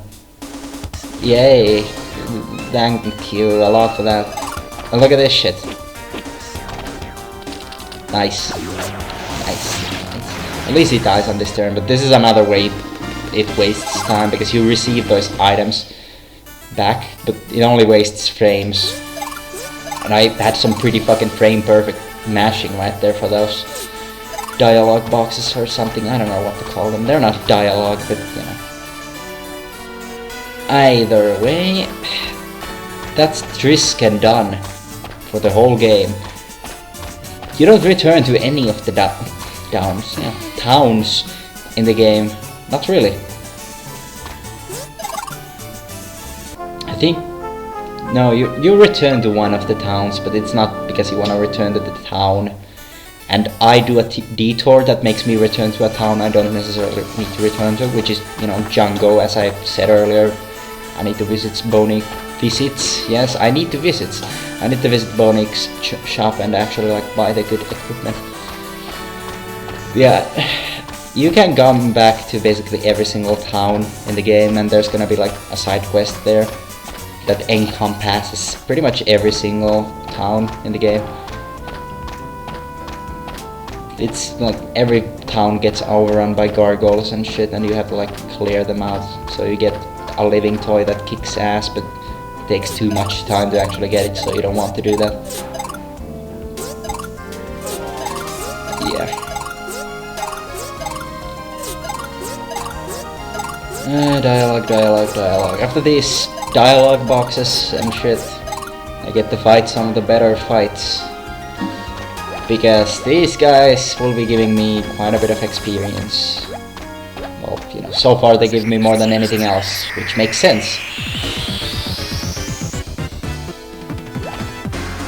Yeah. These things can also be kinda annoying to fight sometimes, because they can spam multi-targeting attacks and actually get rid of contributor. It can be a problem. Usually it won't, because they spam this as well. And even then, if they kill contributor, you can usually kill them before they can kill like top wall off. Yeah, well, it was just like seconds if they killed contributor. Yeah, I didn't kill contributor. The reason I'm even fighting anything is because I'm trying to level up for the next boss, which can be like the worst boss in the game. And I'm gonna be saying that about the next fucking 3 bosses. Because the next 3 bosses are the hardest, like, bosses. Well, the first one is pretty hard, the second one not so much necessarily, but the third one is probably the hardest boss in the game. It's pretty random. Like, every boss after that is gonna be a fucking cakewalk, especially the last boss. Because the first 2 phases you don't even need to beat him. And the third phase, it's fucking basically an RNG fight, which you usually win, because I'll get to that later, but either way, just grind, because I need to get to level 28. Not necessarily need to, but I wanna be level 28 when I face the next boss.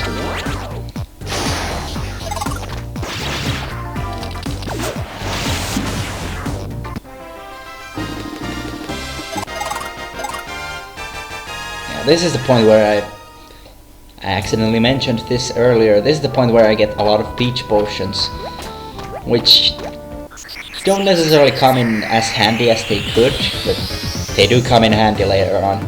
Having something to recover PP when I do actually need it is pretty good. Yeah, I think I do another fight after this, and then I head for Garam, which is the next town. Garam, just another place where you just talk to one person, which is very, very nice. Even then, that person is not really technically in town. Well, he's on the very, very edge of the town. So I don't know. But I do improvise a strat once I go in there, but I'll talk about that when I actually do it, which should be in a couple of minutes. I keep getting ahead of myself on a lot of things.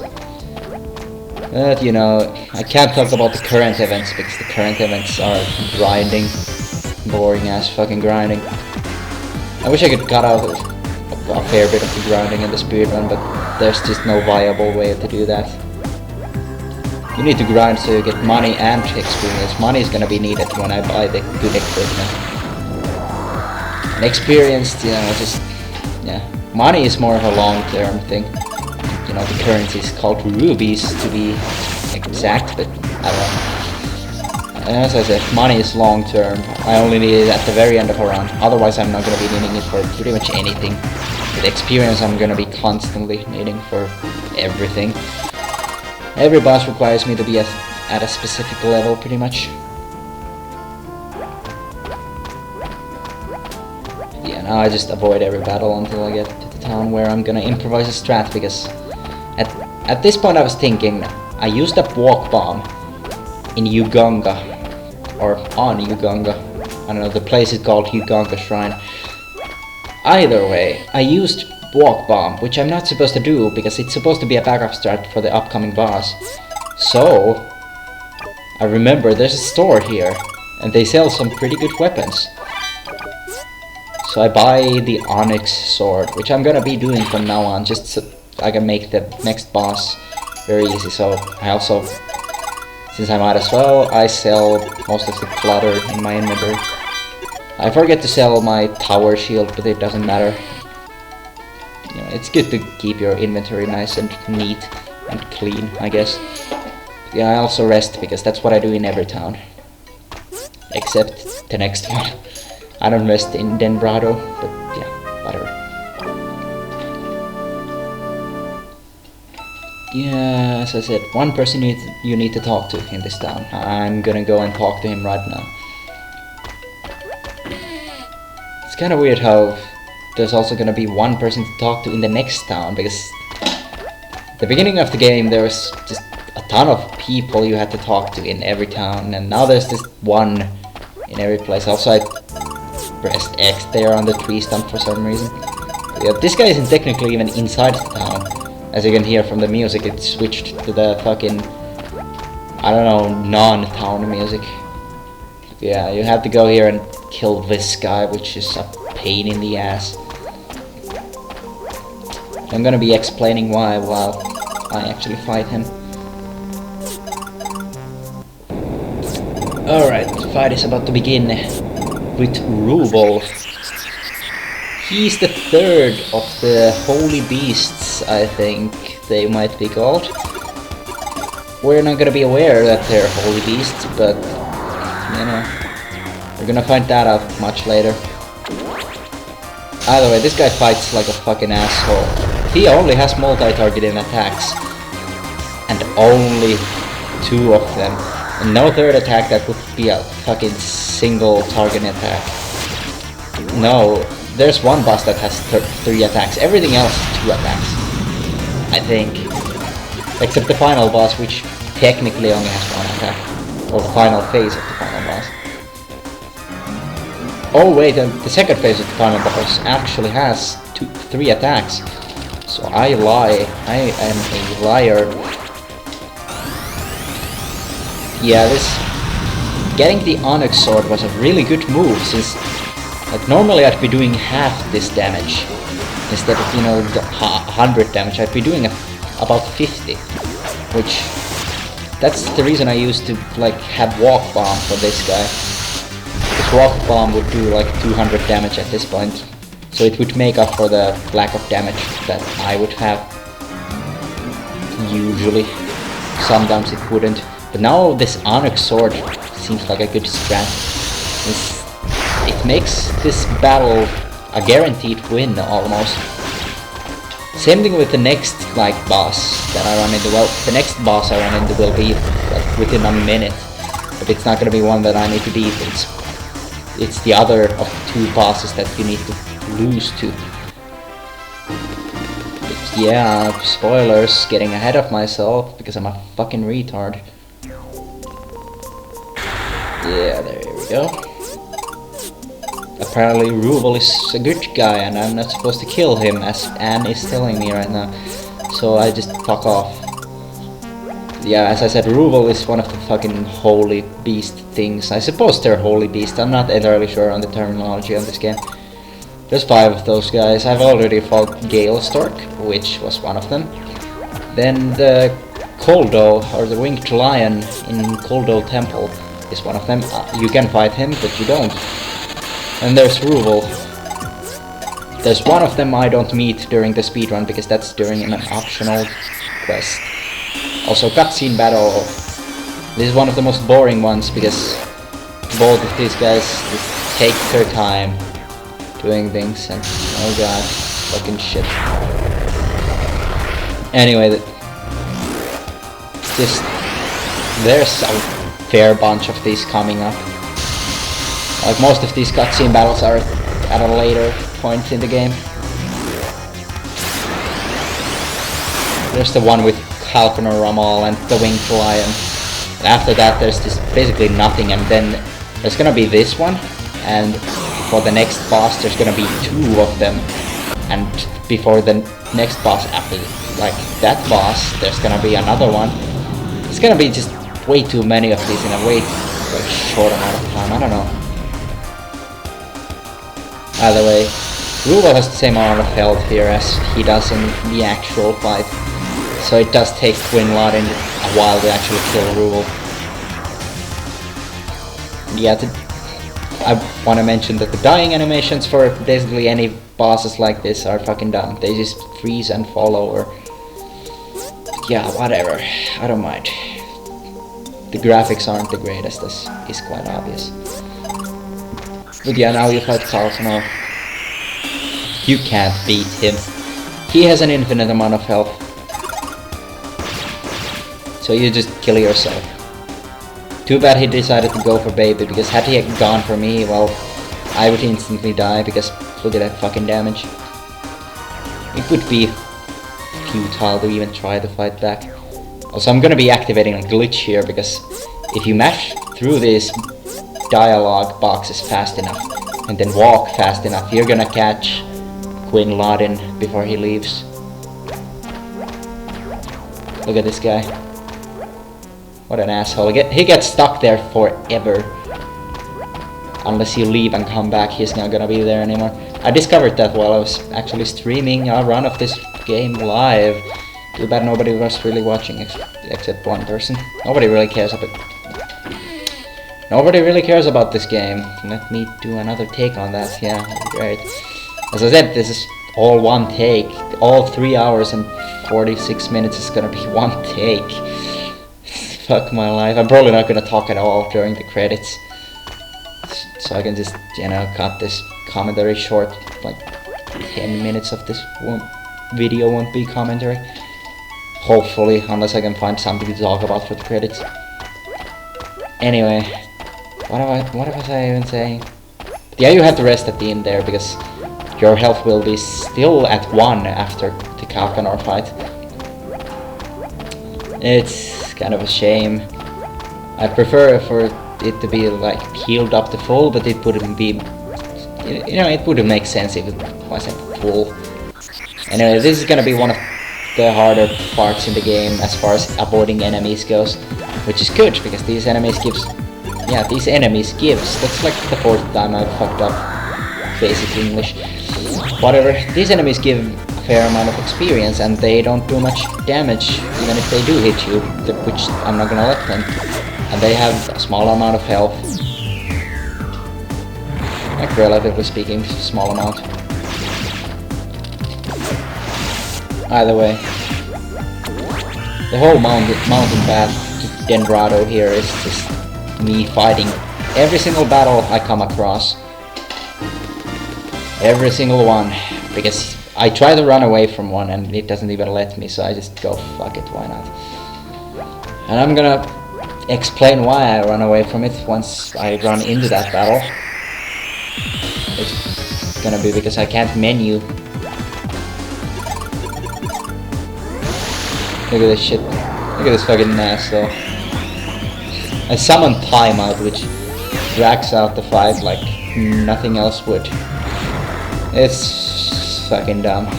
Then I try to run away just to try and save a bit of time, which is gonna fail. So this just wastes a lot of time. So I just summon LTs, try to get ready to deal billions of damage to this guy once the timeout fucks off.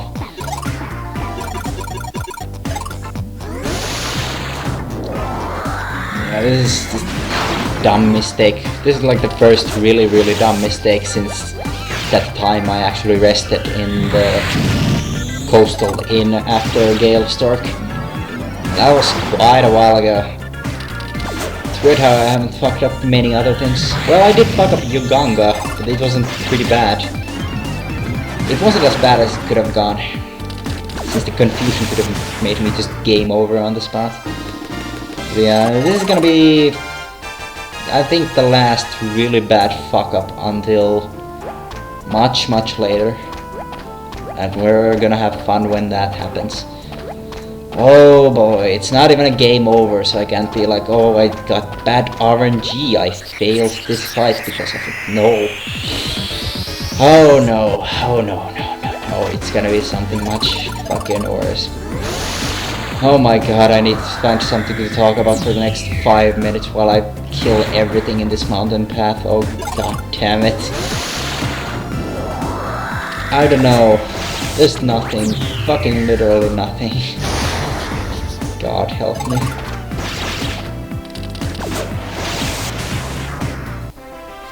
Oh Jesus Christ. I wanna see the map. Show me the map. Oh shit, I'm not even halfway there.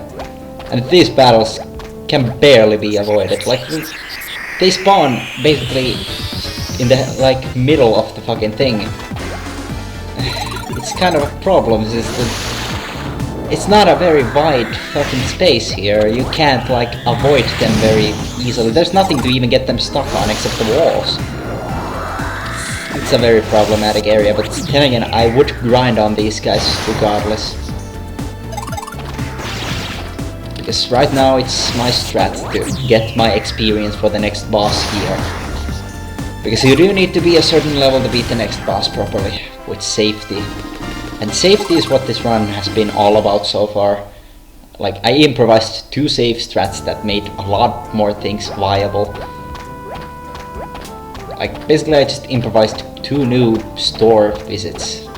One where I buy healing items for a part where I usually wouldn't have healing items, and one where I get an onyx sword. Also, yeah.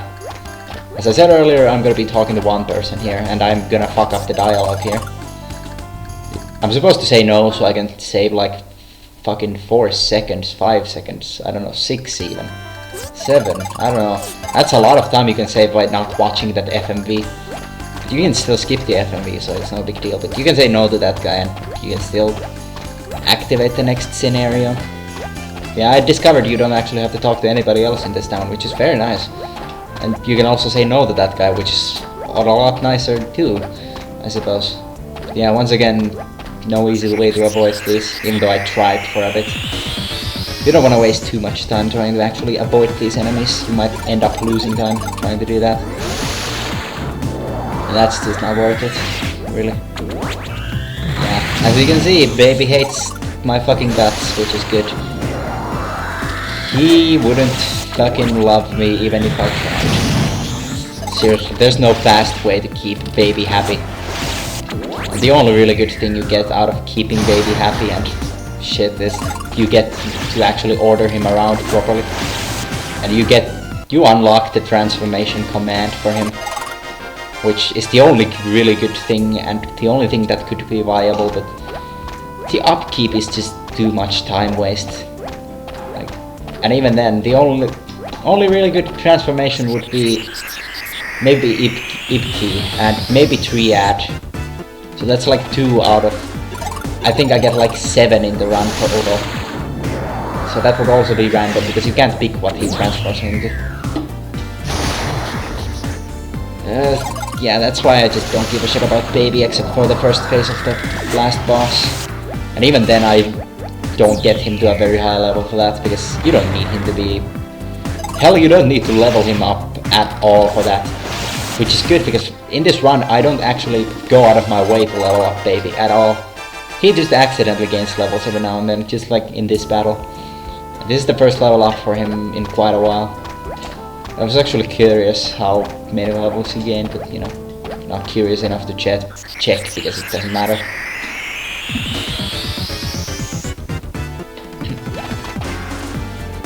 Yeah, that was quite a few levels since he gained like 100 health from that.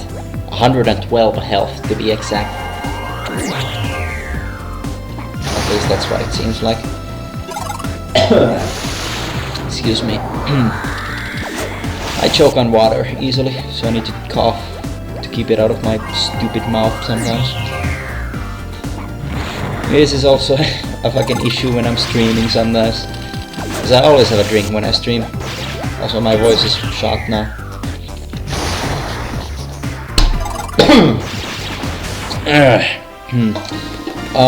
I'm back, I guess. I suppose. Anyway, I think the mountain path is nearing its end. There's gonna be like 2 more fights and then I'm gonna be actually able to avoid shit. And the next stop would be the Holy Shrine, which you sadly cannot skip. There's nothing you even do there, but I would still probably use it because it's a resting point. Because seriously, look at my PP right now, it's at 26. And I would like it to be at full very soon.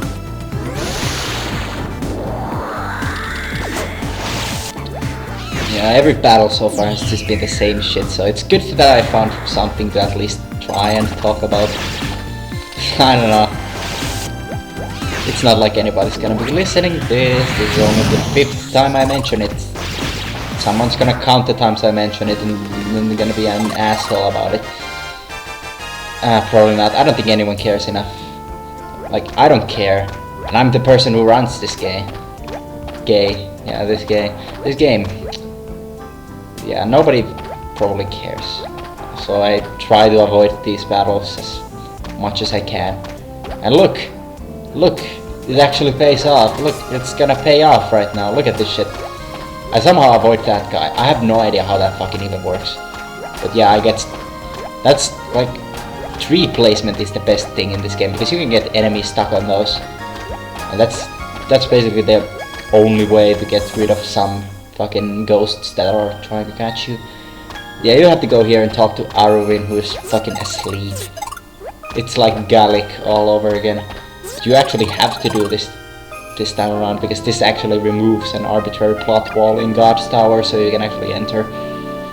Otherwise you go there and it tells you to go back to Denverado, which is a blatant and obvious fucking lie, since you have to go back to the Holy Shrine and talk to Arwen.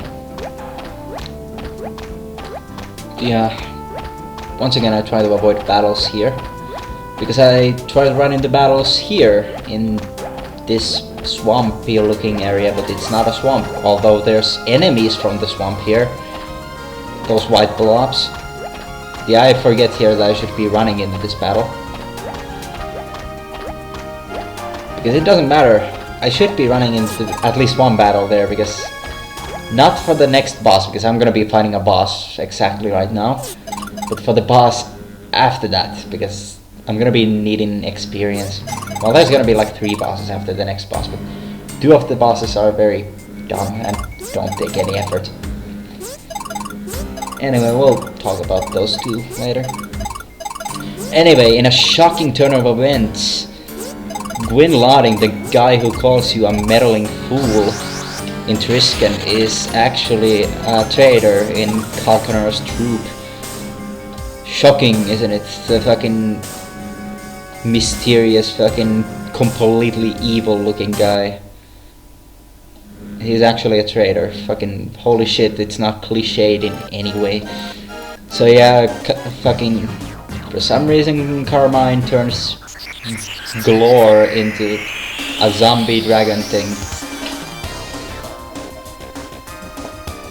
I mean, I guess he looks kinda scary-ish. Yeah. The funny thing I love about this cutscene battle is how close Kalkanar actually comes to beating Glor here. Because Glor has the same amount of health here as normally, at least I would assume. So Kalkanar actually fucking gets close to killing him, but I'm pretty sure it's coded so he has like an infinite amount of health or something. I'd assume. I need to test these out with like Code Breaker or something, because I'm pretty sure I could find something funny to do with that. Yeah, this battle takes a while. Yeah, rip Kalkanar. And guess what? We're gonna have another one, because apparently for some reason now they're gonna kill Ramal in a different battle. It could be because they didn't give Glor infinite health. Because if it was Ramal and Kalkanar against this guy, then surely Glor would fucking lose immediately. So maybe. I don't know. It sounds like a better design choice to just give this guy infinite health. Fuck if I know. I need to test it at some point, so see if it does something weird to the game.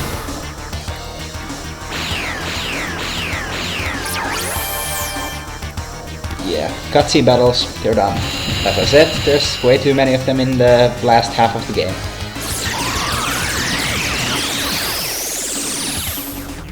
Okay, I think this is where Ramal dies. Ramal has a very little amount of health compared to Calcanar, who has like 1,000.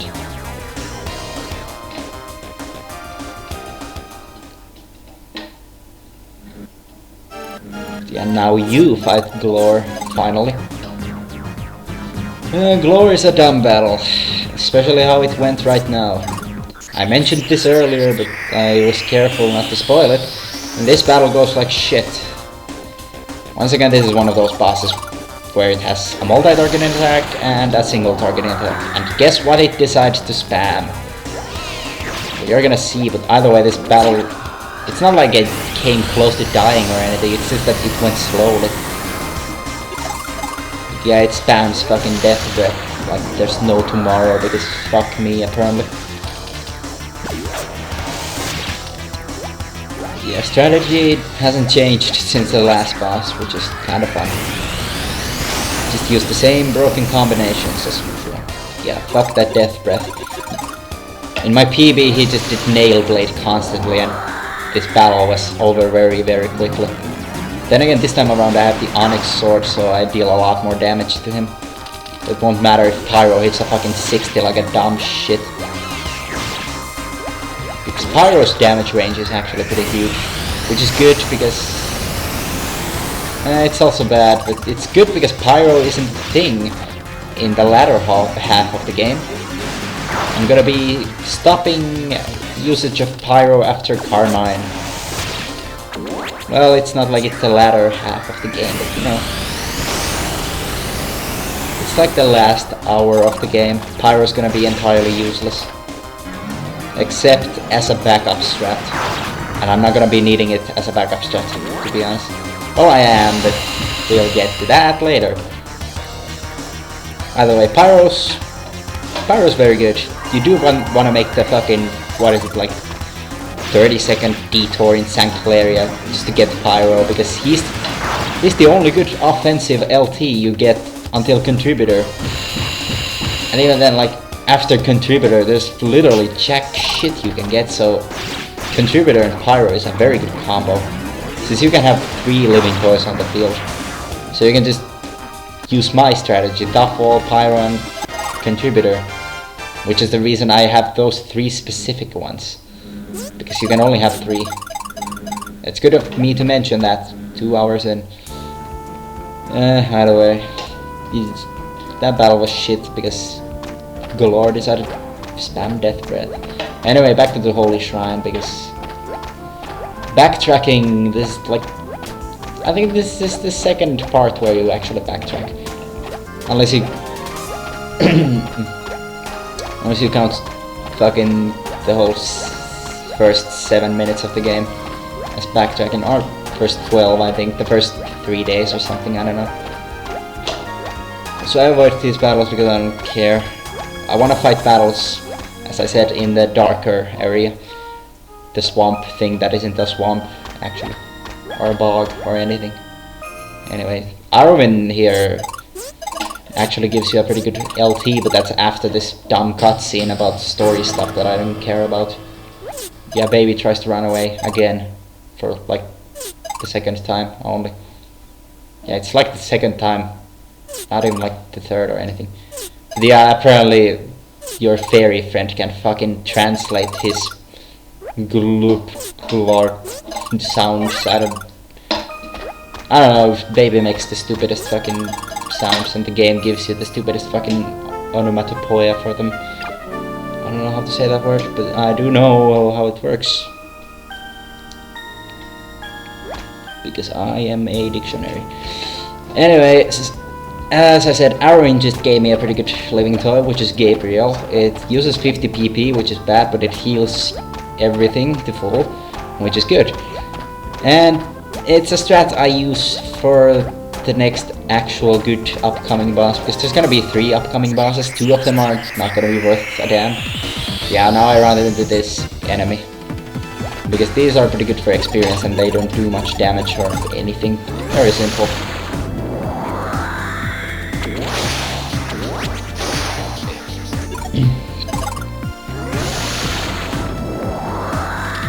Yeah, just same strats as always.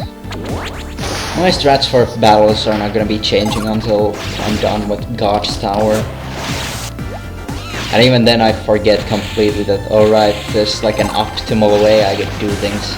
But I do it for some battles. But I'll get to that later when it's actually, you know, a thing on the screen. Right now it's not quite a thing on the screen. Yeah, let's see how much experience that is. That's like 5,000 experience.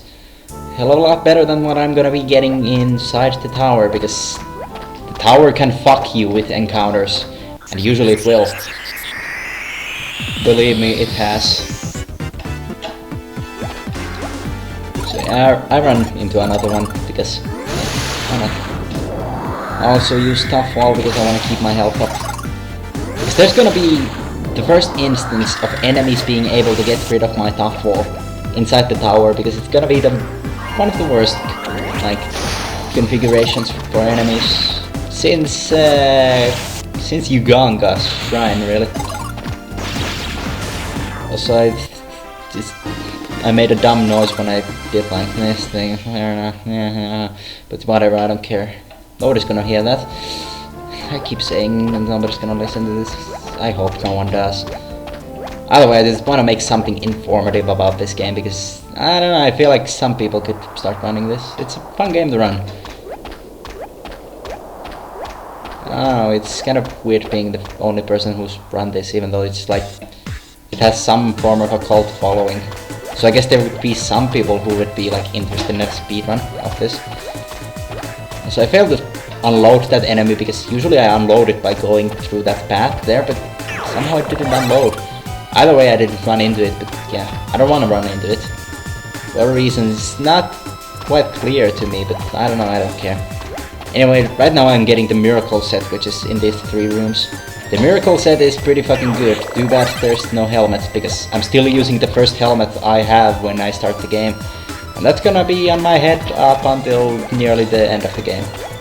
Because I don't even buy the Platinum set's helmet, even though I should, because simple math tells me it's better than what I get as a replacement for that. I just don't care though. Also, I go here to get a spinach snack, as, you know, I need healing items. I mentioned at one point they're the best healing items, but that was like 2 hours ago and nobody remembers that. I know I don't. And that's why I mentioned it, because I totally don't remember. Anyway, now I equipped the Miracle set, but look at the amount of shit it increases. I know it only increased my attack by like 5, but still, that's because I had the Onyx Sword. Usually it would be a huge increase at this point, but now I'm gonna be getting the Onyx Sword pretty much every run. And I might skip Walk Bomb entirely, because that would mean that for the most part of the game, Tough Wall would be at the very bottom of the list of LPs, so I could just fast scroll to him every time. So yeah, Walk Bomb, yeah, he might not be a strat in the next run. Sad to see him go. It's sad that I never found a way to break the game with Walk Bomb, because I was looking into glitches to do with him, and there's no way to glitch Walk Bomb. As far as I've noticed, I guess that also works. As far as I've seen, there's just nothing. Anyway, I completely ignored the first encounter, so let's not ignore. God damn it. This isn't the encounter I want. Let's wait for the next one. I want to talk about the enemy I just killed, but I didn't talk about while I was fighting it. So yeah, great. That's fucking... isn't this fun? Super interesting watching me kill a thing. Yes, I bet. Anyway, now that that's done with, there's a chest here that has a snooze weed in it. You don't want that. That doesn't do anything for you. There's a couple of chests I get in here. One of them I got accidentally in my PB, which I don't do anymore because I remember things. Anyway, now I get the battle, I think. It's gonna be 2 of these things, I suppose, if I'm right. Yeah, 2 of these things. They're called hangry. Yeah, hangries is a plural word, I suppose. Anyway, these things actually break through Tough Wall, because you can't kill them fast. Seriously. It's the first enemy that can do that, so they're the first enemy that can actually like always drain my health. This isn't good if you get too many of these encounters, but still they give billions of experience, so you kind of want to run into these guys. And still I have like a ton of healing items from way before. And I'm gonna be picking up like another spinach snack if I need it. And I'm gonna be needing it every time because I wanna be safe. Yeah, that's... Every time I fight those, it's almost like a guaranteed level up. Also, there's a resting point here, which is really good. Fucking thanks to the guy who actually put that there. I fucking love the guy who just went, shouldn't we put a save point here, because oh my god, do you need it? Yeah, you don't want to get that chest either. It has a fire ring in it. The fire ring does nothing. Also, here's the first boss of this place. One of 3. It's called Anzo. Anzo doesn't do much of anything since he has 1,000 health points and... yeah, you know, that's kind of pathetic since Contributor does like 250 damage. Problem with Anzo here is that he only uses multi-targeting attacks, and he also has 3 attacks. So that's 3 bosses I can think of that have 3 attacks. Actually 4. Hell, I can think of a 5th one right now, but then again he's not really necessarily a boss. Darkbeat also has 3 attacks, but this doesn't matter. Point is, this boss actually went really shit since he confused Baby. And Baby decides to do the dumbest thing he could possibly do, and of course he's gonna attack my LTs. This is not a good thing. It makes this boss a little bit slower. Because it kills Contributor right there. And thank god it also kills fucking Baby, because fuck that asshole. I guess I still have Pyro, who's not doing shit for me. Yeah. I also lose Tough Wall because Baby decided to whack that one as well. Which makes this a bit dangerous because it could confuse me right now. And I could start throwing my spinach snacks at this guy. Which I thankfully don't. But it does confuse me. Yeah, if the game had decided that now was a time to heal that guy, well, that would have gone really badly. Which is kinda odd, because that's the easiest boss so far in the game, pretty much.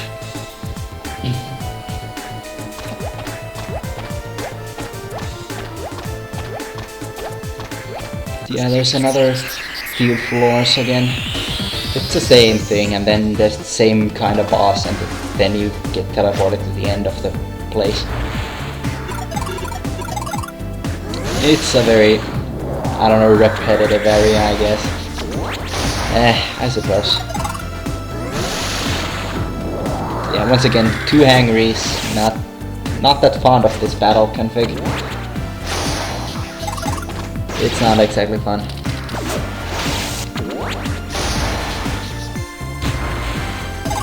They also take so long to kill.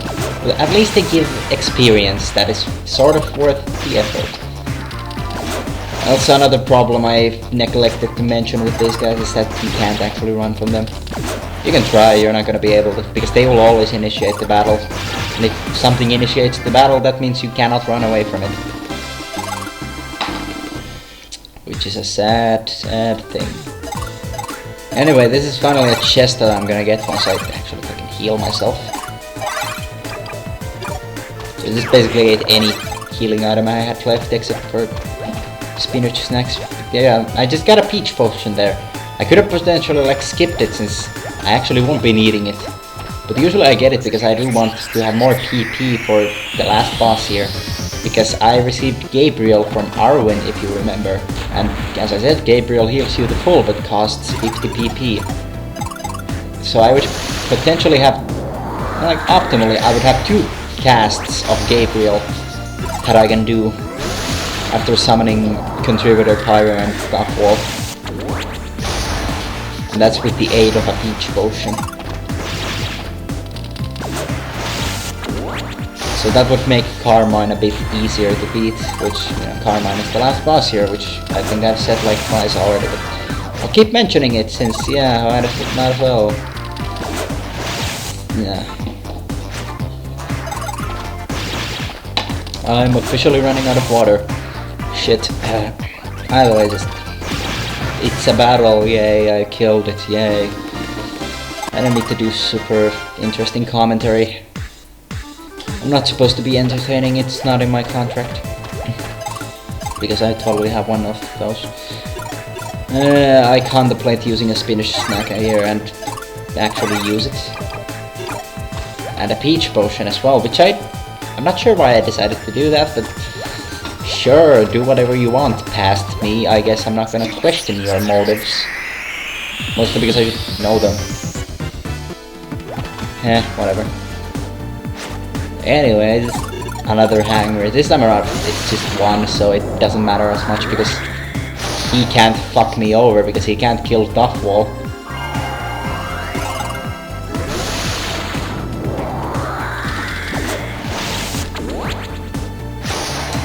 Anyway, there's like one more floor and then another boss, which I get to talk about. It's gonna be the same boss as last time, basically. So yeah, whatever, I guess.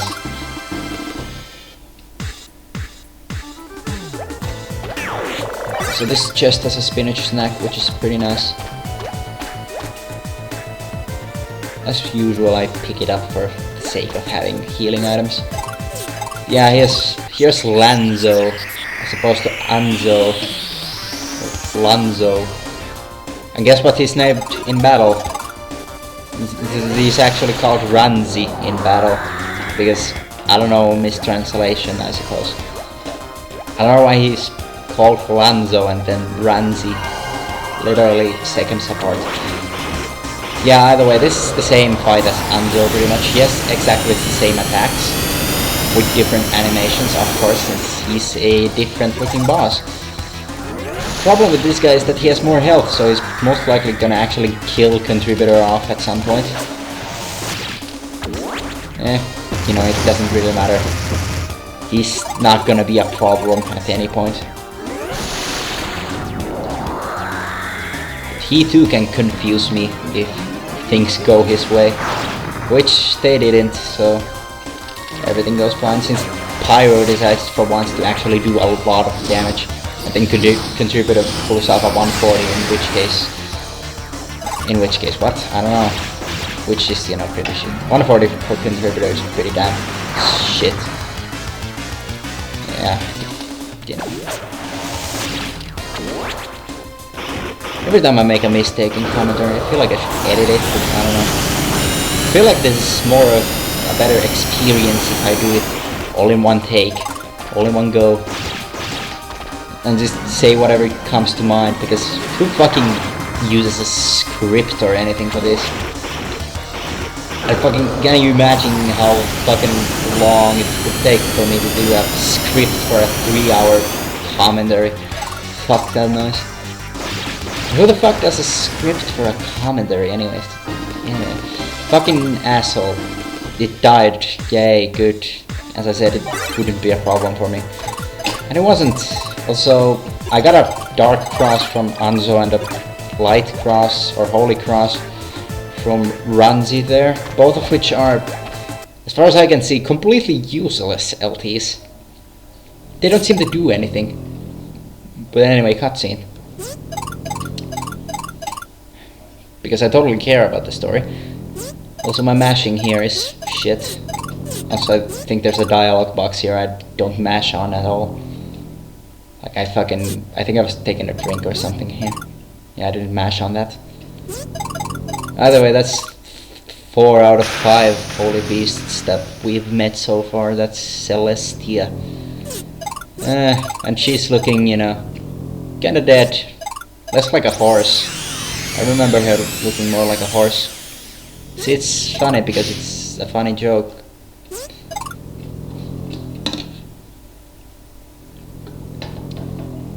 Anyway, that's kind of weird how there's just blood all over the place. Like this game has been pretty like kiddie with its graphics. It's been like, I don't know, something childish about these graphics. I don't know.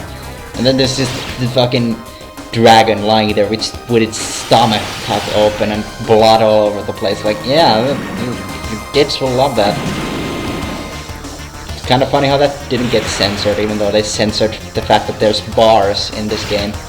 Because they're renamed cafes, or meeting room in Easton, because for some reason the bar in Easton is called the meeting room.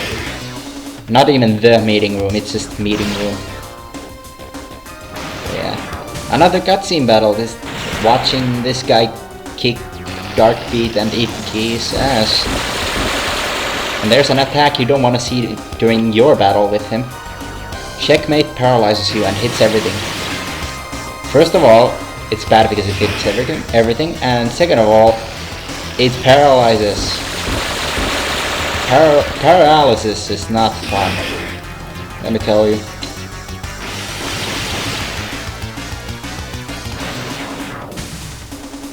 Yeah, rip Darkbeat. Rip his hopes and dreams.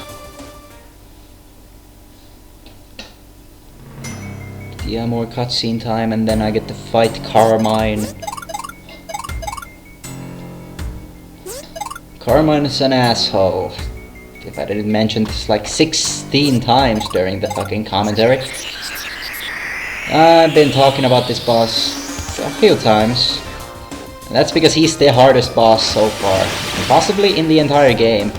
Although the last boss, the final phase, has a potential to be the hardest boss. But it rarely is. This guy, thankfully he has two attacks that target one target.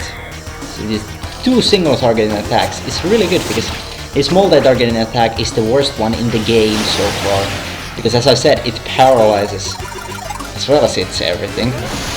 This guy has a lot of health, it's the most so far. So you want him to fucking go down and fast, but he won't since he has too much health. So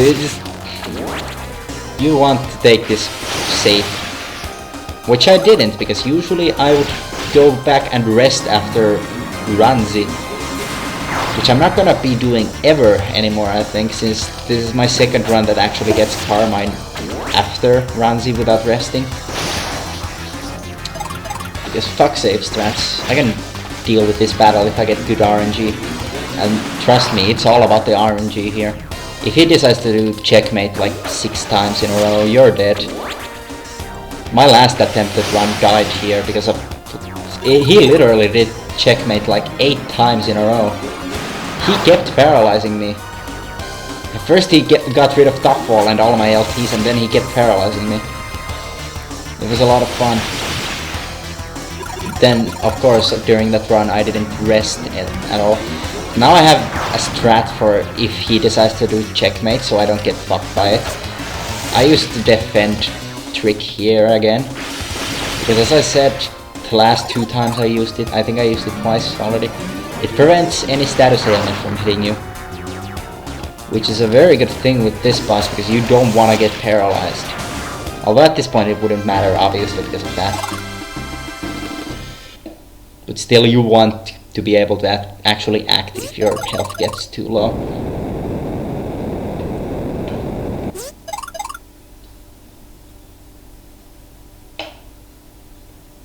But yeah, look at that fucking wound there, seriously. How is that not censored?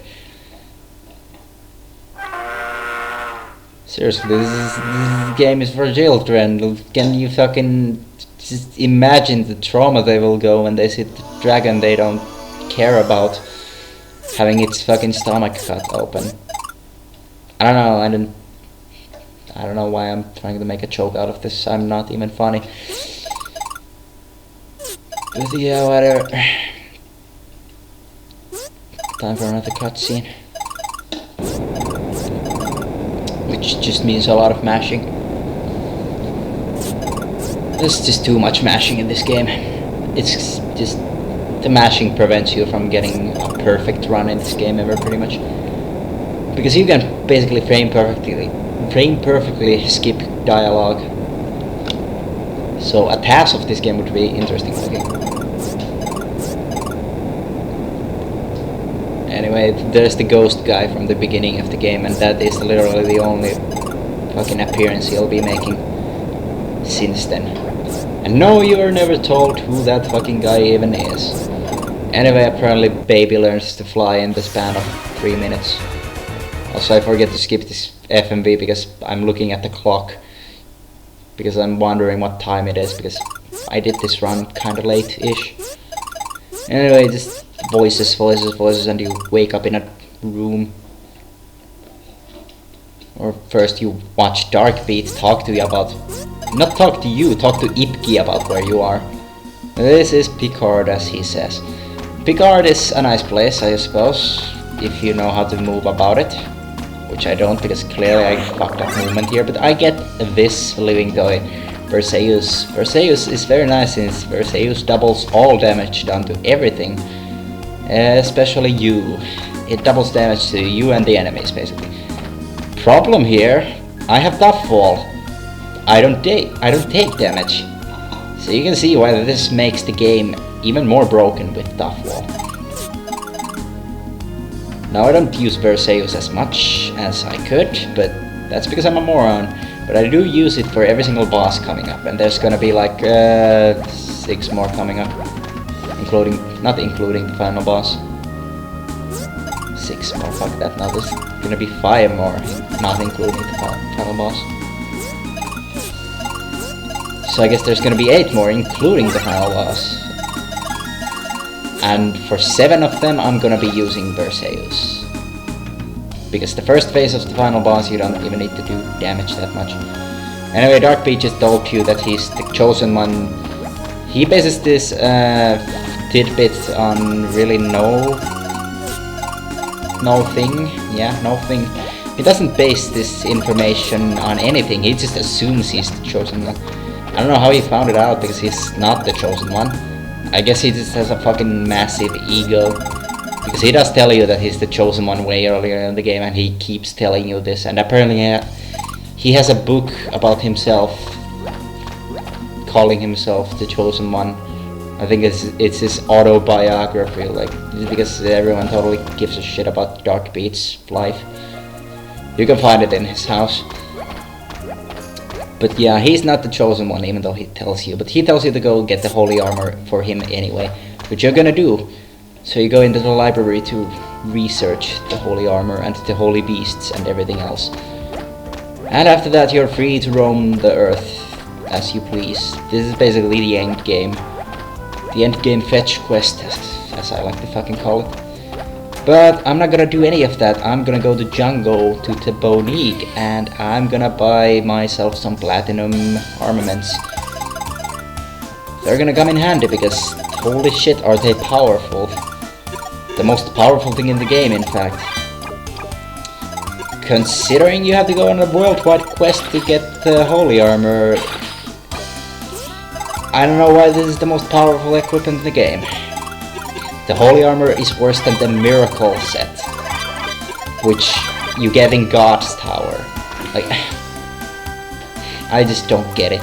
Holy armor should have had like 30 more points added to it compared to platinum, because holy armor and shield and helmet give like 30 defense, while platinum gives 70 per piece, and the sword gives 70 as well, and for the holy sword that gives 30, and the miracle set is 40.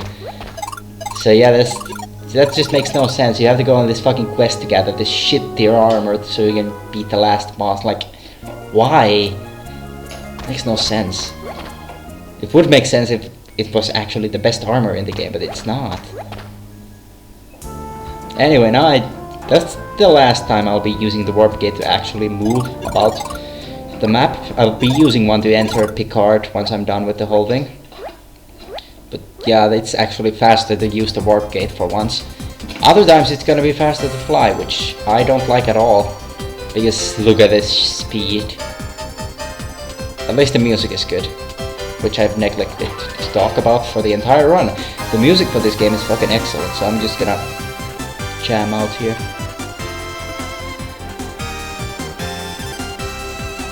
Okay, not really.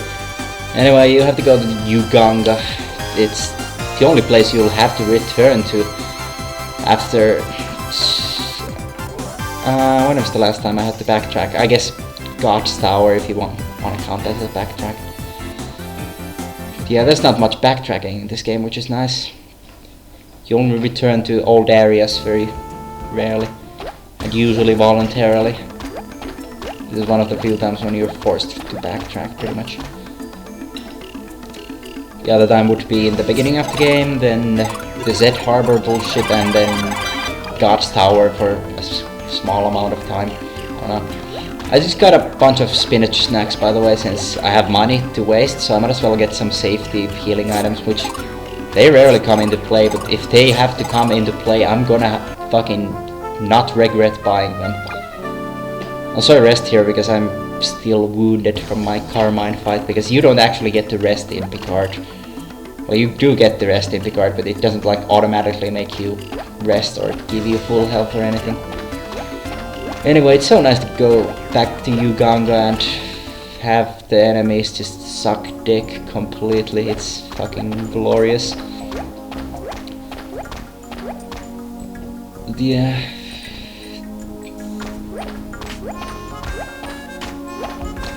Anyway, not much to talk about here. I'll have a lot to talk about with one of the holy armor pieces. But this one is gonna be the helmet, which is gonna be why it's gonna be my one and only helmet upgrade in the entire game. I don't know why, because I should have bought the platinum helmet, because mathematically that would be the best option to have gotten, for me to have gotten. I don't know how to phrase that. Probably because, as I've said earlier, I'm not even English speaking person. There's no need for like anything in that sentence, right? Anyway, I don't speak English. I don't do that. That's shit. Anyway, there's these things you can come across. You can come across 2 of these during normal gameplay, I guess. Like before you even get the warp gate, which allows you to actually enter these. And I guess there's one of these in North Tower, which isn't actually related to the holy armor in many ways. Yeah, these guardians, as I mentioned earlier, there were 5 of them. 1 of them in North Tower, 4 of them guarding the holy armor pieces. And they're all the same enemy with just different fucking movesets. Except the 4 holy armor guards are the same ones with different colors. At least the North Tower Guardian is like different in some ways. Either way, this guy gives the same amount of experience as the North Tower thing. He also has the same amount of health. Yeah, here's Versailles working his magic. Fucking contributor dealing 500 damage. Which is fucking amazing. Also, I used Gabriel for a good reason here. It's because I want to have a good amount of health when I go to the next place, which is Castle Ryan. Castle Ryan is fucking dumb, but I'm gonna be resting there anyway, so it doesn't really matter if I do Gabriel here or not. I could go into the inventory and actually use items to heal. Doesn't matter. Anyway, Baby gains an somewhat accidental death right here. Not death, level. It's getting late. My commentary might turn to shit. As if it hasn't been already, but yeah, Baby actually gets levels here. It doesn't matter because Baby's already high enough level to, you know, withstand attacks. Is that a word? He can survive attacks from the final boss, which is what you want him to be able to do. Other than that, he doesn't come into play at all during the entire run. So it's kind of sad that you have to fucking at least bother with him a bit, so he gets to a high enough level to survive on the first phase of the last boss. I don't know. Anyway, time to fly the fuck out of here, and slight optimization here. Turn around before flying, because turning around while in flight takes ages. So that saves like half a second probably. I don't know, maybe even more. Anyway, just another boring flying section. There's gonna be more of this, and there's gonna be even 2 useless ones. Because I forgot something. That'll be later though. But this run would be 3 hours and 25 minutes or something, had I not forgotten a certain little bit of something. Oh man, it's good to have a good run and then forget everything I'm doing, because yay. Anyway, heading to Castle Ryan here. Castle Ryan being one of the more boring and more annoying places in the game. Because you have to do so much pointless walking here, but it's not pointless because you have to talk to a certain thing, not really a person, a thing, to activate something you can activate. Yeah, just you have to go downstairs to the fucking basement to talk to a fucking owl. So I'm gonna do that now and waste my fucking life with that. I guess the good thing is that you can rest at the owl for some reason, which is gonna be the 3rd to last resting point of the entire game. Optimally it would be the 2nd to last, since the last resting point is more for safety for no real reason. I only use the last rest to gain full health, which I honestly wouldn't need, but it's a very small detour I need to make to actually rest up, so I don't really care, I don't mind. Anyway, those enemies spawning in that warehouse there, or room in this warehouse basement thing, that's actually good RNG since they can spawn in the hallway. And avoiding monsters here is pretty good. Avoiding monsters in general for the rest of the run is pretty good, because the final boss isn't anything special. Only the last phases, and you know, if you get fucked on the last phases of the final boss, well, it's not even your fault, so it's not like you need to be a high level for that. Anyway, it's not like I'm gonna run away from battles or anything, because usually I'm not gonna be able to. And if I am gonna be able to, it's gonna be a battle I wanna fight anyway. But I'll get that as well later.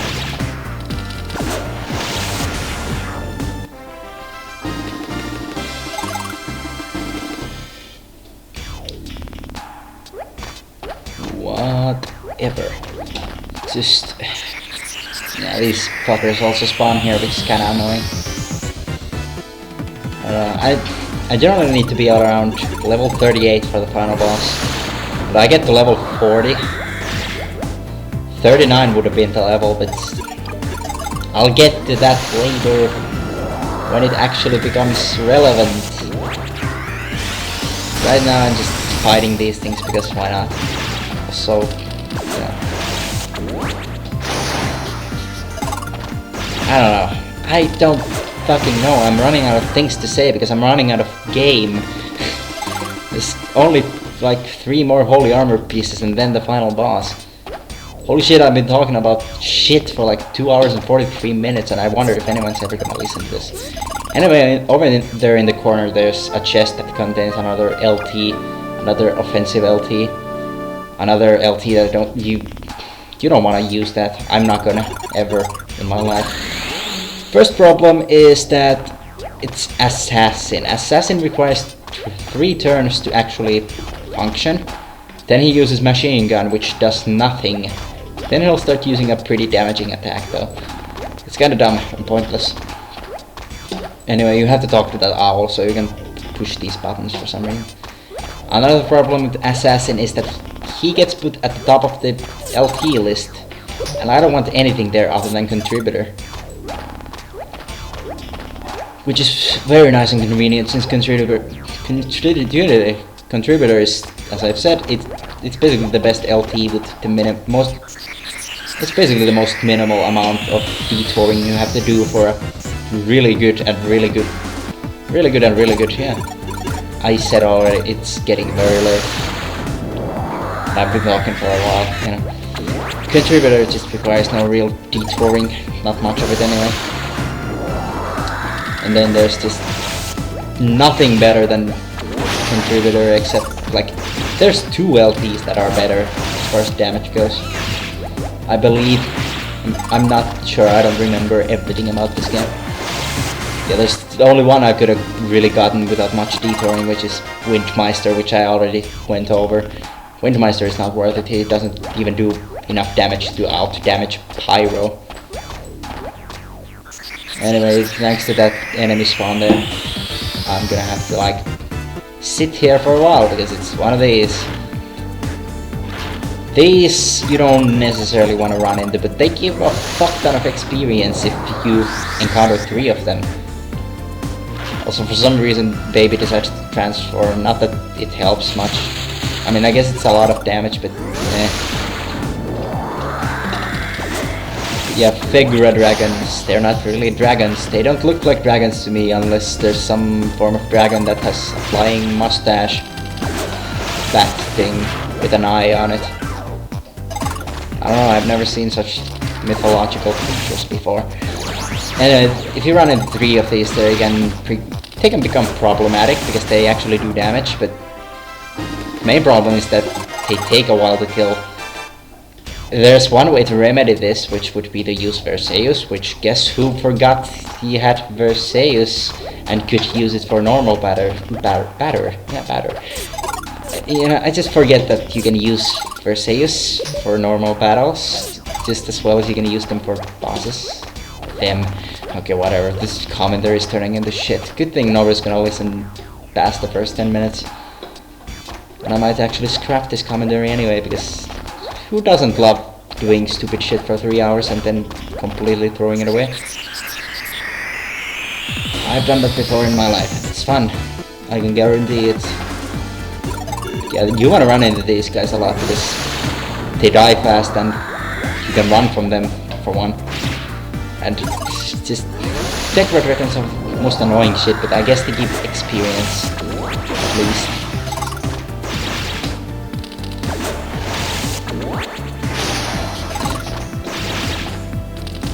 I've been pushing these buttons around the castle, middle area of the castle, I guess. The chest in the middle is also useless. It contains like a demon armor or something. I don't remember what it's called. Maybe dark armor, I don't remember. It's 10 times worse than the platinum I have right now, so yeah. Not that nice. It's also worse than the miracle armor, I believe. I don't remember exactly. Yeah, here's 3 Figura dragons, oh boy. Yeah, pushing these buttons because you need to go to the 4 corners of this place and push all the 4 buttons, which activates a wall which opens up so you can actually go and get the holy armor piece. And this is the only place where you actually have to do something for your holy armor piece. You know, I was expecting 4 diverse dungeons where you have to do shit, but apparently no, you're gonna just walk through a place, and 2 of these places you can actually visit earlier in the game. One of them you're forced to visit because it's part of the story, but the other one is kind of a challenge area for the early game, I suppose. Yeah. Since half of the areas with holy armor pieces are from early game areas, it means I'm not gonna be running into battles inside those. Which is really good because that means I get to like play it safe with my order of doing things. Not only is my order of getting the holy armor pieces optimal movement wise, but also it's optimal, just in general optimal. I don't know, maybe you could do like Uganga last somehow. I can't figure out a way to make that into a thing. You could potentially do Uganga last. I need to actually like look into this more maybe. Maybe someone else could, because I'm being the only runner in a game. Yeah, whatever. More Figura dragons. And they're still a pain in the ass. Can't do much about it, since I can't run away from these battles.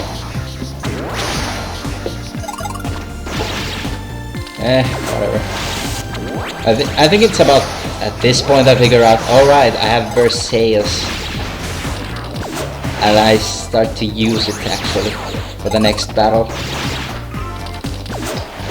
because it actually makes you able to kill these things in 1 turn rather than 3, 2, I don't know. Yeah, it took me 3 turns to kill that one. I guess, probably because I didn't attack on 1 turn, but yeah. Point is, Versailles, I'm gonna actually use it in future speedruns for more things than just bosses. I don't need it on necessarily. Well, I do need it on the bosses, but the bosses would be very easy to beat and very fast to beat without it, but it's faster with Versailles. Since they have like 1,500 health and contributed us like a third of that with Versailles on. And now I'm done pushing buttons. So time to go and get the holy armor piece, which I thankfully didn't forget. Not this one. As I said, I'll get to that later. Yeah, I've been mentioning that huge fuck up since the beginning of the commentary. And it's nearing. It's getting close to that place where I do a huge fuck up. Yeah, here's where I actually use Versailles for something for once. Because I figure might as well, these things might actually die. Also, it's funny because I've never had a speedrun where I've missed an enemy, and that's the 3rd miss I've had in a speedrun. Yeah, I use Versailles to kill this other one. I think. Do I? I completely fucking forgot what I'm doing, I guess. I guess it's the next battle. There's a battle where I use Versailles on these guys. Maybe I missed it while I was talking about shit, because I sort of stare at the screen and don't take in anything while I'm talking. Yeah, I must have missed that battle.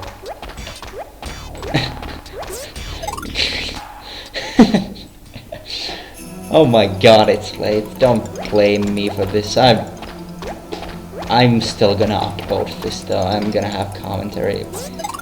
It's for the sake of the greater good. Anyway, I'm gonna play this one somewhat safe compared to the other Guardians, because after this one I'm gonna be... Right after this one, without any resting in between, I'm gonna be killing another Guardian, which I'm not gonna play safe. That's how I do it, because the next one is gonna be a low-level area, which I can just walk through. Yeah, now I just use Tough Wall and Versailles, I think. Yeah, exactly. I know my tactics. I am a speedrunner. I know things, and you know that's what you're supposed to do in video games when you speedrun them. See, it's funny because I'm a Crash 2 runner, not a Guardians Crusade runner. I'm very well known for Crash 2, not Guardians Crusade. That's mostly because nobody knows what Guardians Crusade is. Yeah, whatever.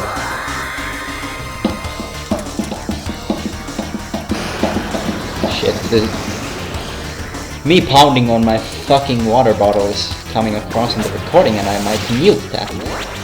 I also need to go around and mute the silent parts, because there might be some background noise in those, and maybe, I don't know, do some form of post-editing. I don't know. It would help to at least pretend to be professional about this, but I am not. Not at all.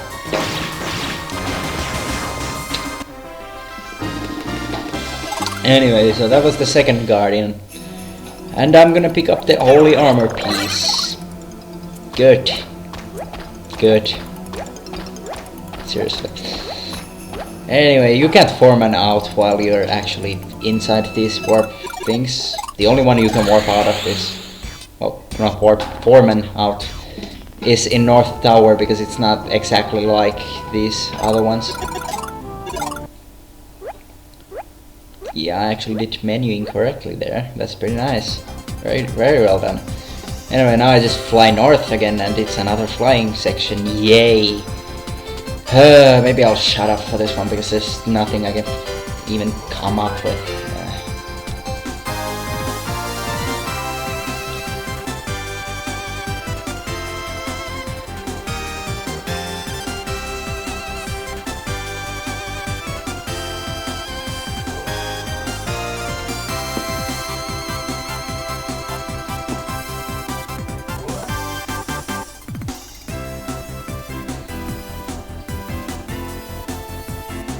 Seriously. This is just about as exciting as the actual speedrun for me, so you know. Not just you, this is boring. And this isn't the longest flight yet, this is the second longest. I'm gonna be doing the longest flight after the thing. Then I'm gonna do the third longest flight after that. And I'm gonna do it twice. Then 3 times. Because I forgot something. That'll be after this and even after the next area, because I'm a fucking moron and I'm gonna be paying more attention to things in future speedruns. But I've been foreshadowing this great forgetting thing.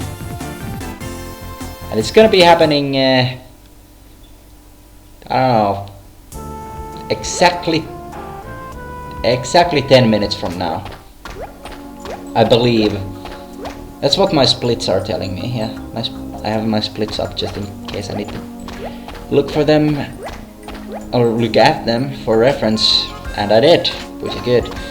Which is good to enunciate properly. Yeah, as I said, this is a very low level area. You can come here before you go to Easton. In which case it'll be a very, very high level area. But it contains some pretty awesome shit. Most of the shit is not so awesome now that I'm back here, I guess. But yeah. This is the shortest Holy Armor collection. Only takes me like 4 minutes to get this one.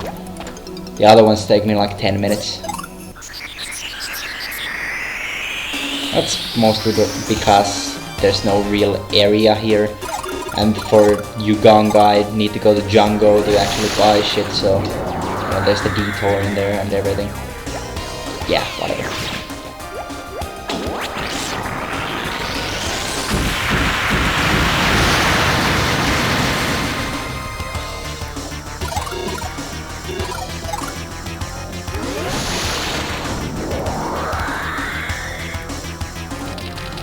Okay, as per usual, it's the same strat, except this time, yeah, a bit safer. Just a little bit safer. Yeah, whatever.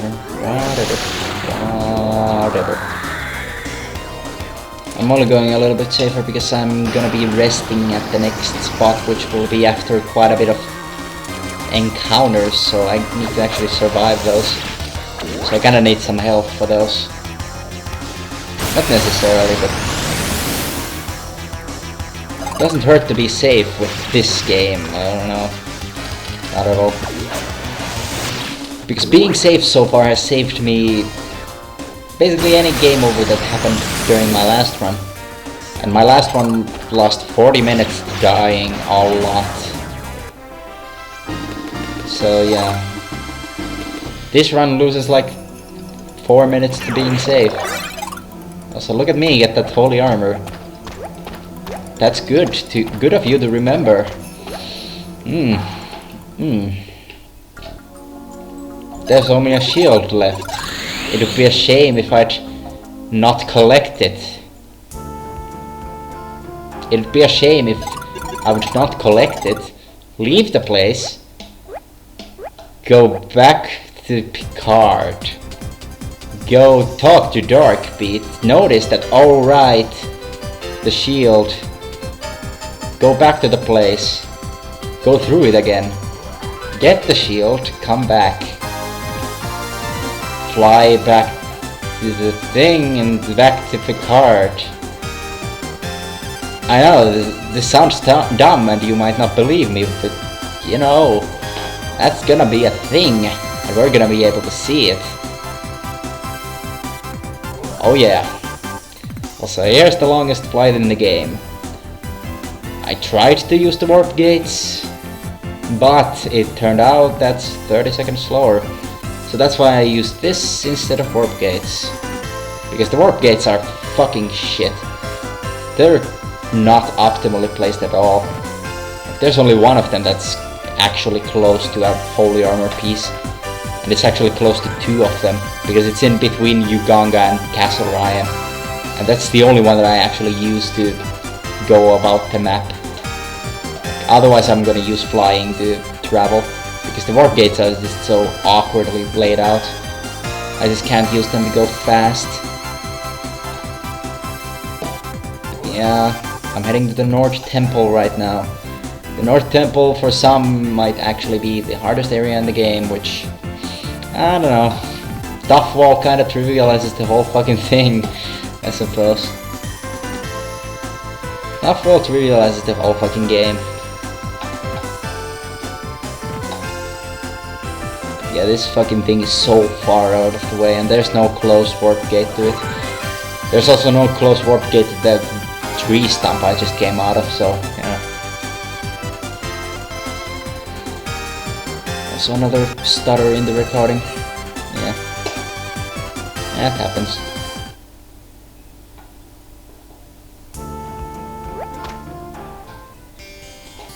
Anyway, this is... I don't know what to say about this place. It's so... empty. There's jack shit in here. It has some of the hardest enemies in the game in here, because it's the highest level area. But there's just nothing about this. I don't know. Also, these are the most annoying enemies in this place, because they can put you to sleep, and sleep doesn't work like you want it to. Sleep doesn't go away when you get attacked. Sleep stays, because fuck you. These guys can spam it, so they can keep you asleep for like ages, and then they just waste your time, because they do like 2 damage to you. Because I have platinum armor and shit, so they can't really do much to me. And that's the reason I get platinum armor. So nothing deals damage to me, basically, except like the final bosses. Also, I avoid an encounter here, which is kinda rare. But that's good, because I would be at an optimal level after the next few encounters. Like, I even checked there to see what level I am at. I'm pretty close to what I want to be at. Too bad. It could have been so good. Because I have to come back here. And then I accidentally have to grind to level 40, which, yay. Also, these guys always start the battle, so you can't run from them. I feel like I should mention that as well. So they can start the battle and start spamming sleep on you too. Which I've had, which wastes ages. It's kinda like what some other battles can do. It's kinda love it when there's an enemy that can just spam this one attack that keeps like re-giving, I don't know, gives you the same status ailment again and again and again, and just you have to wait for RNG to go good, because otherwise you're gonna be stuck there waiting for nothing. At least these guys couldn't kill me unless they took like an hour. Yeah. This area might seem confusing to some people on their first go, especially if they're, you know, kids, like I was when I was playing this game for the first time. Yeah, other than that, this is a very easy area to learn, memorize and shit. And you wouldn't even really want to visit all of these caves you can visit.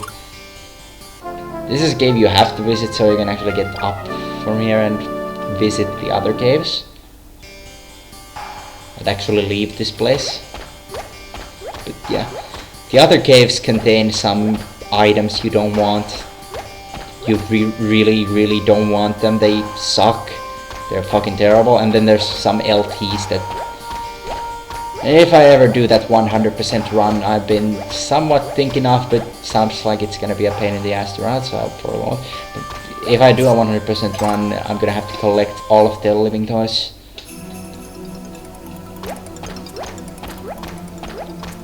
Yeah, it sounds like annoying to route a 100%. I don't know. Also, I go for risky strats, quote unquote. Not risky strat, I just go for max damage here. Because I'll be resting after this guy. And then the final boss. It'd be a shame if I forgot anything in this place. You know? It's not like I already talked about this and actually gave a full fucking explanation. I will be forgetting to pick up the holy armor piece right here.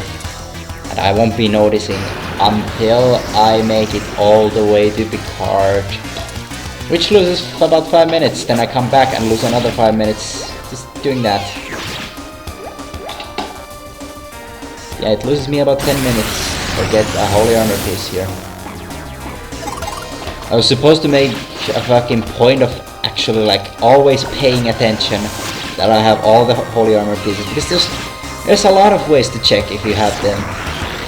The game automatically switches to chapter 5, which is last battle, if you have all of the holy armor pieces, and you can check that in the menu. Seriously, and I just completely just don't do that. Like in the last run I even checked my inventory and made sure I had all 4 of them. Just fucking look at this shit. I'm just like, yeah, okay, I'm done here. Just, what a fucking moron. Of course I just forget the foreman out as well, because I apparently forgot everything. And even in there, in the menu, it said death. God fucking damn it. Even in the menu there, it said the destiny instead of last battle, and there it said it again. Fucking just shaking my head right now. So we're gonna endure another fucking flight back to fucking Picard. I'm gonna go to a warp gate, which is the closest to this one, which is the one near God's Tower, and yeah, that's quite far away, so this is still another long flight. And I'm gonna have to make it twice, because I am a smart cookie. I don't fucking know what's wrong with me, or what was wrong with. Actually, I'm gonna revise that statement. I have no idea what's wrong with me right now, because I can't speak apparently. I don't know what was wrong with me when I forgot that, but it looked like I just sat there for a moment and I was like, probably had a brain fart completely and just completely went past me that I actually had to pick up the chest, actually take the holy armor piece. So there's just gonna be 10 minutes of nothing here.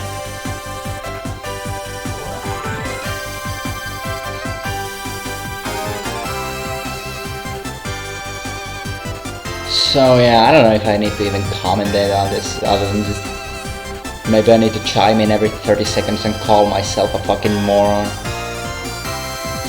I don't know. That sounds like a plan. Also, I was off course for the God's Tower warp gate here. Yeah, I also start fucking with the map because I'm not gonna be needing it for the rest of the run. Little did I know. Little did I know. God damn it.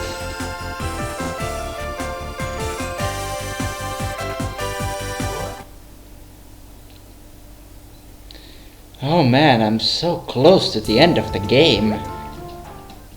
Like seriously, it would, if I went to the final boss right now, I would have gotten what would it be?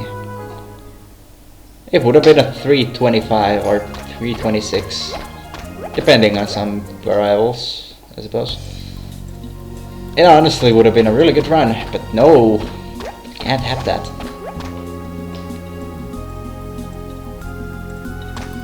At least I didn't die on the last boss like my previous PB did, or the previous world record.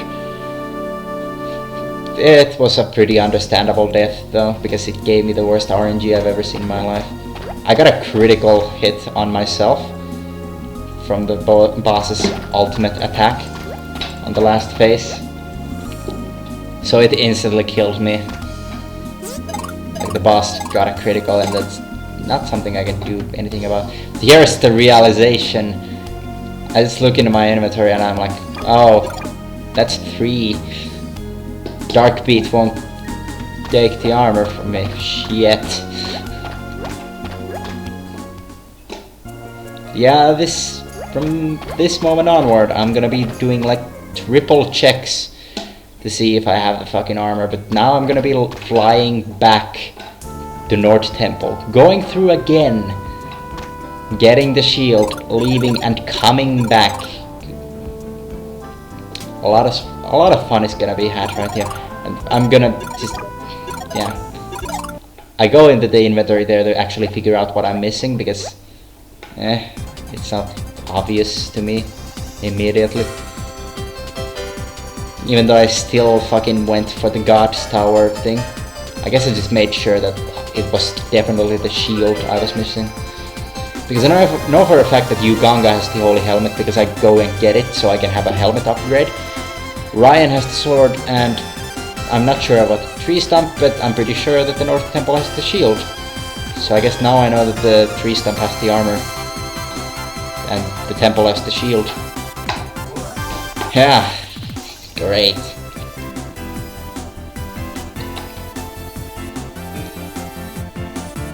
Anyways, as I said, it's just gonna be a lot of backtracking.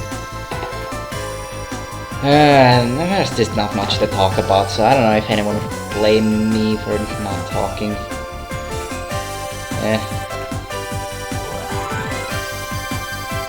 I could try to entertain myself by making something up right here, but whatever.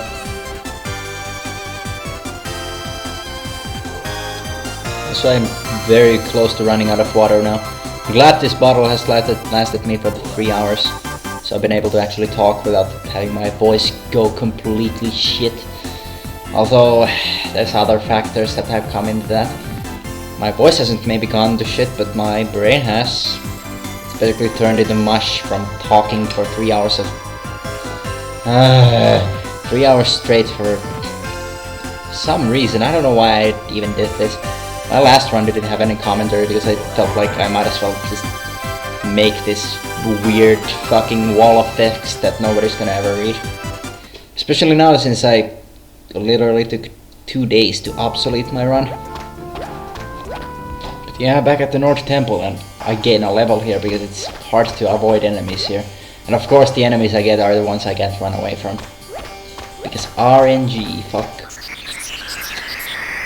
Can't ever catch a break, can I? Also, since I have a break, I'm gonna do some casual web browsing. Just fuck everything. Might as well, I'm not gonna commentate on the game. So you get to listen in on me looking at things in the past. Isn't this exciting? Yeah, you can just watch me fight IVs.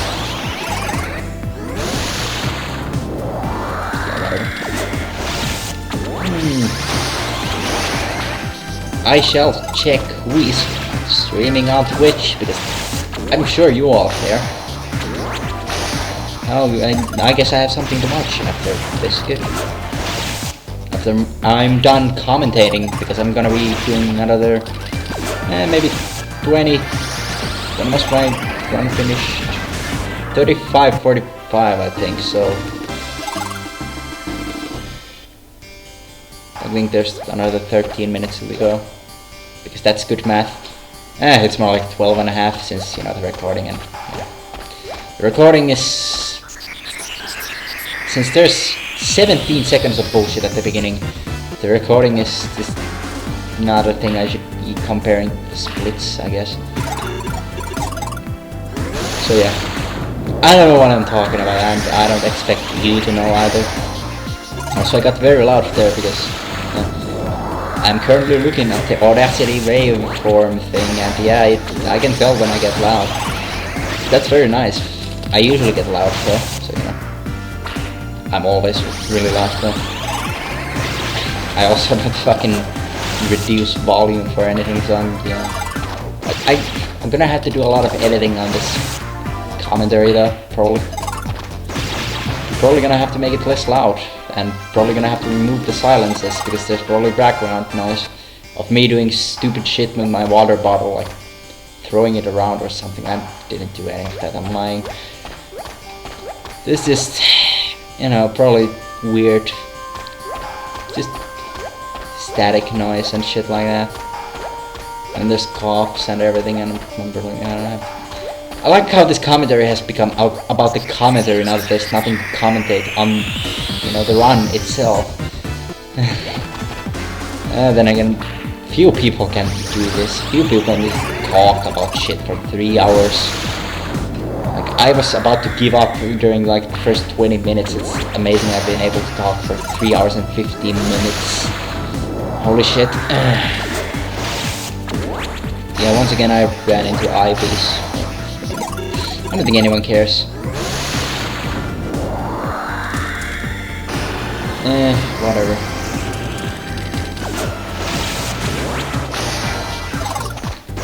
So yeah, it's just, I think this is the last battle.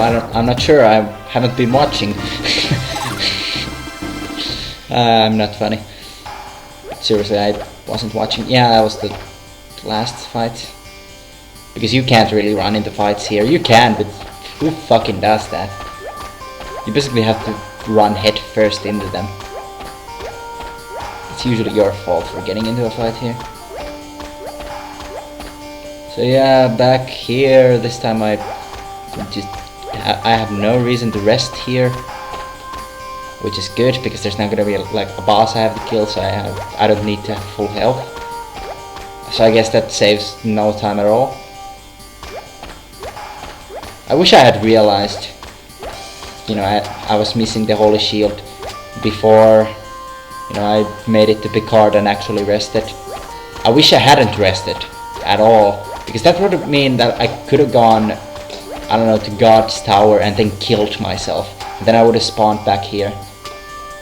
Oh my god, that would have been awesome. I need to stop resting at Picard just in case that becomes a thing. Yeah, in before I miss, like, you know, the tree stump, holy armor piece. But yeah, here you fucking go. I felt like a fucking retard at that point in time, and I still do. So yeah, I'm probably gonna try and do a run that doesn't do that, because I want to do a run that is a bit more polished. Because right now this isn't very polished.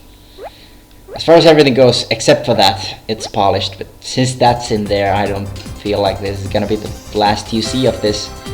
I'm gonna be streaming runs of this from here on out, probably. Because I feel like I might as well do this live, because this is, yeah.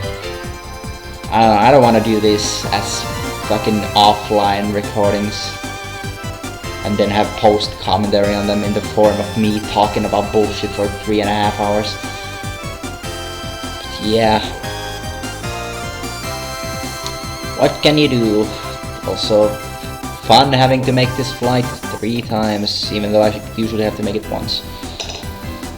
Christ.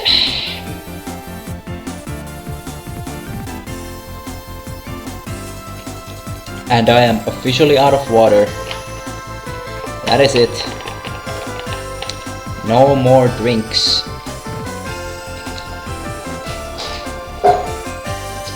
Bottle over there. So let's see if I die in the last fucking... There's like 13 minutes left. Let's see if I die within the 13 minutes, because I don't have anything to drink to keep my throat clear. So I'll probably be like hoarse as shit, because I'm gonna be talking for the whole final boss pretty much. Because there's actually shit to commentate on, unlike here.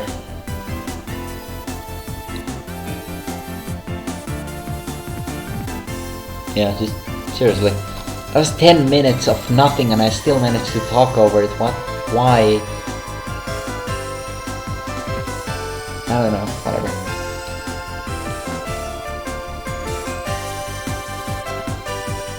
Anyway, back to Picard, and yeah, I'm gonna rest again. I might as well, it's not like... The next boss is gonna be easy as fuck, and I'm gonna get healed to full after it too, so... I still don't necessarily feel like I should rest in Picard, unless I'm at like no health. And even in that case I can beat the fucking boss without health. It's one of those bosses where I can easily use Tough Fall to completely make it nothing.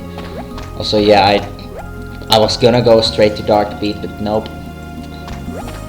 To the bed. I was also thinking of saving here just to see what my in-game time was. It's a sad thing you can't actually see your in-game time outside of the save screen, I guess. Like, you have to save your game and it then gives you your in-game time. I think the Japanese version keeps track of it in the menu, but this one does not.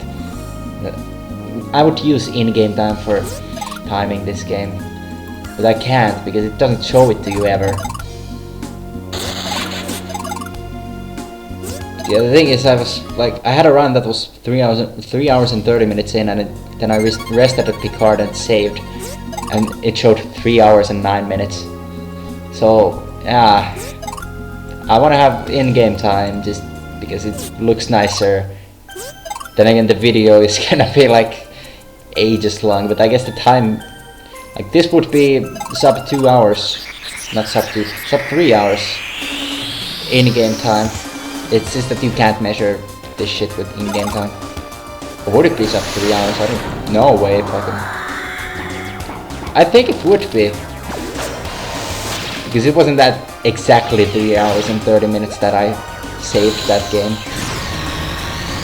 And this run does, you know, end at 3:35. 3:35:45. Timed from the first input to the final hit on the last boss. Which I neglected to mention, but that will be in the description, which I also fill with some information. So I probably shouldn't dwell on that, because I'll be in that thing. Yeah, the strat for this boss is just Contributor and Versailles, and if I need it, top wall. I try not to use top wall because it wastes time to bring him out. But I'll end up having to bring it out. It only wastes like a couple of seconds to bring out that wall, but you know, it's not like I care.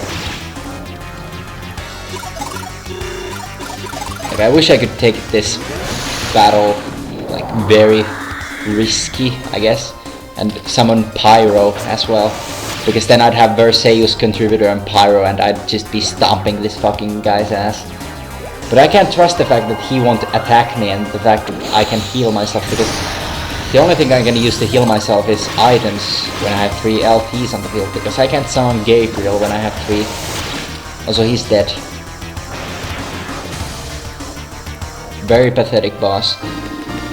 But yeah, he's not supposed to be a challenge. Or I don't know if he is supposed to be. He's only slightly more difficult than Carmine. Which is kinda odd.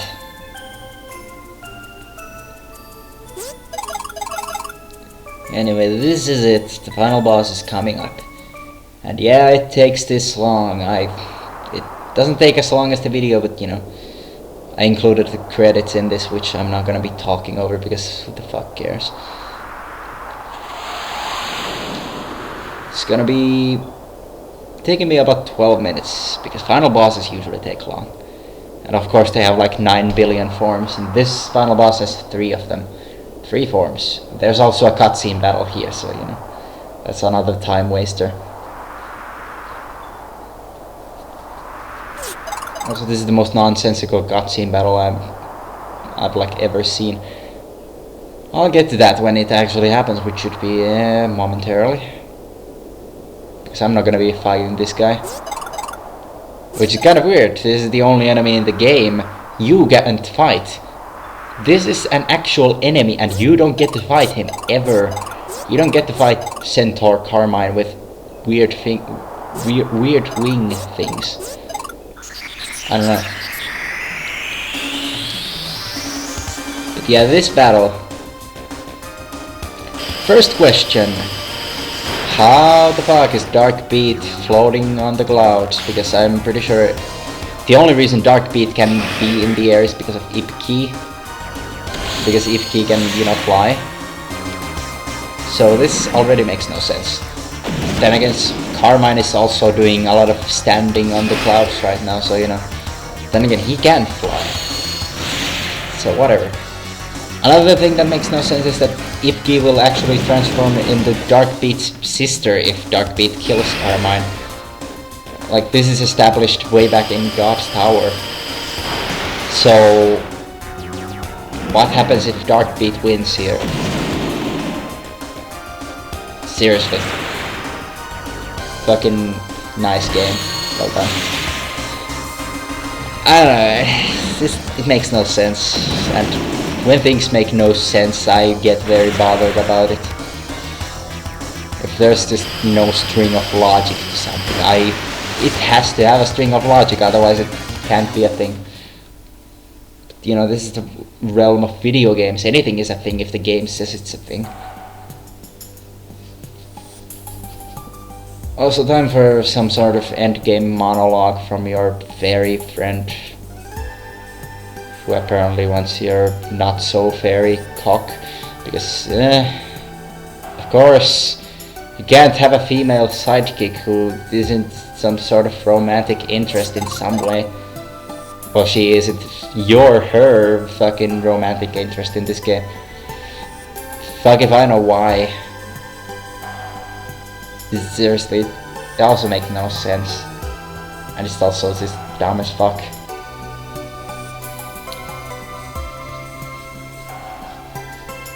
It's fucking great. I don't care about this monologue here.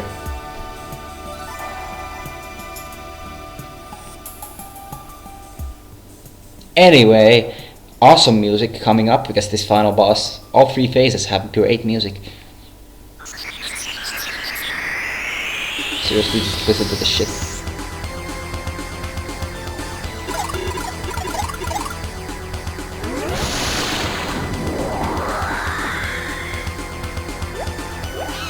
But you know, it's gonna pick up at some point. Anyway, I summoned Duffwall to protect Baby for the first time in the run, because he needs to survive here. Other than that, well, it's a normal battle. You have to deal a set amount of damage for the next option to be unlocked. So you know, it's same old. Seriously, this music.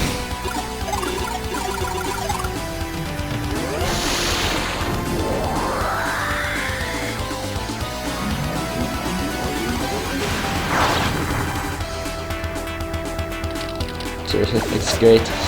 Anyway, Easton here is pretty much one of very few things in this game that only has multi-targeting attacks. Doesn't matter though. You don't want your fucking LTs to actually live through this.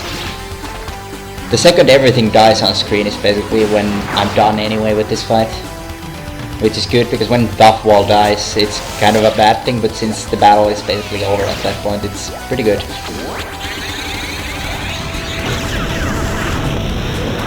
I think Contributor is gonna die, yeah. After that, Duffwall and Pyro are gonna die, but at that point I'll be done with the boss.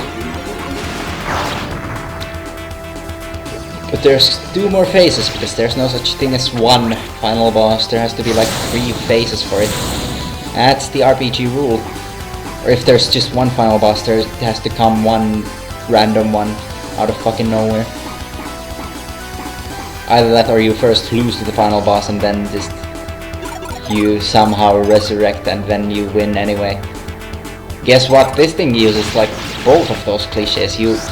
First of all, this thing has 3 phases, and in the second one you die because it uses a forbidden spell. Anyway, you have to basically fucking stay alive for this fight, as far as, you know, everything else. So you can get Baby to turn into the Guardian. If Baby dies, this run is over. But Baby can't die, because I have strats. Which is really, really good. Anyway, for some reason I heal with Gabriel at this point, but it's not like it matters what I do at this point. The next final charge that Baby does will end the battle immediately. And that'll be the end of Phase 1. Phase 2 will be more damage dealing rather than trying to stay alive, or keep Baby alive rather, because I could stay alive forever if I wanted to.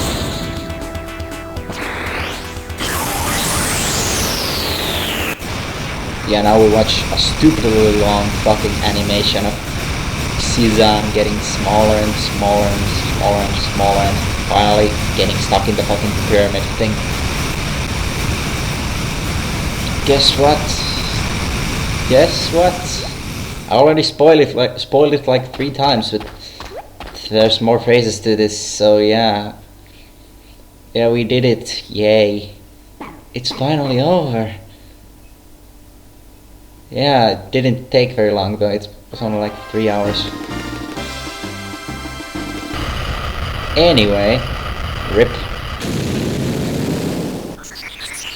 Second phase. Here you want to deal as much damage as possible in a very small amount of time, because this guy has about 2000 health, which is a very small amount. And you want to not get fucked by RNG here.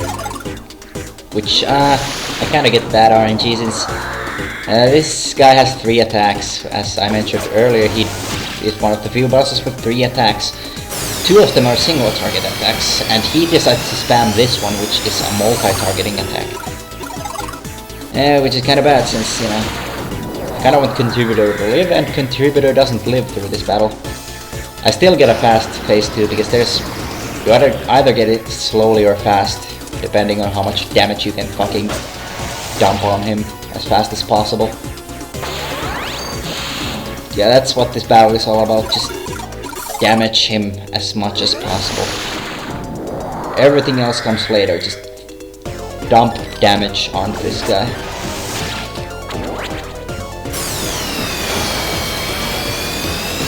Too bad that he kills Contributor with the next black hole though. Doesn't matter though, because for some reason I wasn't keeping count of how much health this guy had, because the next attack would basically kill him. But I completely just forget. Well, not really. I thought I summoned Pyro, but no, that's the next phase. Getting ahead of myself, I'm sorry. As I said, it's very late and Anyway, he uses Armageddon, a forbidden spell, to deal to you the greatest amount of damage. 9,999, I think. Also, that was a critical Armageddon, which actually rare. It's not supposed to be a critical, like, automatically. Criticals happen rarely anyway, so you know. Anyway, there's an FMV here, but I skip it because speedrun. So here's the final boss. Final boss. You get actually healed to full, which is good. And the music here is also pretty good. This guy is entirely random. He has 1 attack, which is a first. He can fail it though, and he will. All the time. Except today. The guy kinda gets fucked on RNG, so this fight could have been fast, but he decides to get his fucking attack to go off like 5 times.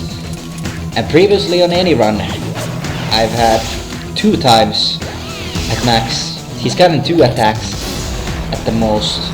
This time he gets like, I don't know, I'm gonna count them this time around because, might as well. Yeah, this guy has like, I don't know, something like 8,000 or 10,000 health, I can't remember. Either way, it's way more than anything else in the game so far. But it doesn't really matter because, as I said, for the most part, this guy, he's very random and he will usually fail his attack. Which is very good because you could potentially go for, say, use Pyro and Contributor for this guy.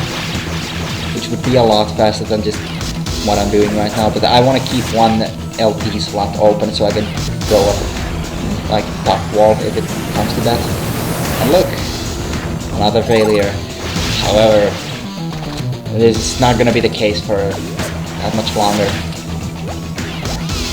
Although, as you can spoil it for yourself and look at the time right now and realize I'm very close to the end of the run anyway. So it's not like it can go that badly, and it doesn't really. It's just that he starts spamming his attack and actually gets it so many times. It's not funny. It's not fun or funny. Here's where he starts getting it all the time. That's 1. So yeah, that already does like a ton of damage, but it doesn't matter because it's not wall. Problem is he starts spamming it, and he gets rid of Contributor.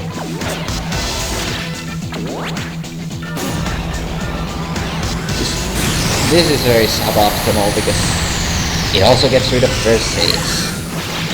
That's what worried me, because I thought I was gonna lose a ton of time due to me losing my thing that doubles damage and my thing that actually does damage.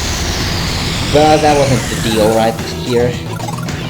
So I just improvise and get Pyro in here. So yeah, Pyro just completely fucks this guy up in the next 2 hits, because apparently this guy had like 400 health left. But yeah, he did that fucking attack 4 times, that's bullshit.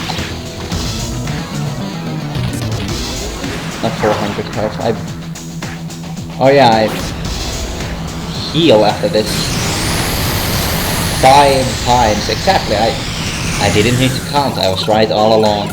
And at this point I was starting to worry, so I wanted my health to be at full when Tough War was eventually gonna die, but nope, the next hit will be a fatal one. So I kinda wasted time on summoning Gabriel. Not that it matters, not that I care. Yeah, RIP. And timing stops right there. And that is it. That is Guardians Crusade. That is basically just all of it. There's nothing much I can really say about this. Did what I can. Yeah, that's a speedrun. Anyway, just enjoy the ending, which isn't... The ending is shit. It doesn't show you much of anything. There's a bit of closure, but you know, other than that, it's a pretty lame-ish ending. Anyway, I guess this has been my speedrun of Guardians Crusade. You can find me usually doing this on twitch.tv/Dusteel. Probably won't be finding me doing it too often though, since I'll be doing Crash 2 more often than not, since, yeah, unless I can find skips in this game or something, I think I'm just gonna get this run to a 320 something and stop. But yeah, I think I've gone long enough. I think I need a break and other things. Anyway, have a nice day. I hope I'm gonna have a nice day at least. But yeah, especially you should have a nice day. Especially if you listened this far, because holy shit, I wouldn't. Because fuck this guy, seriously. I'm an asshole. Anyway, I'm just gonna take a deep breath. Just calm down. Anyway, I digress.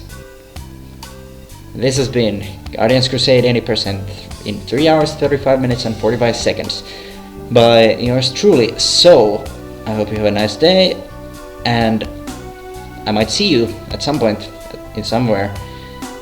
Have a nice day. Again, nice day. Bye.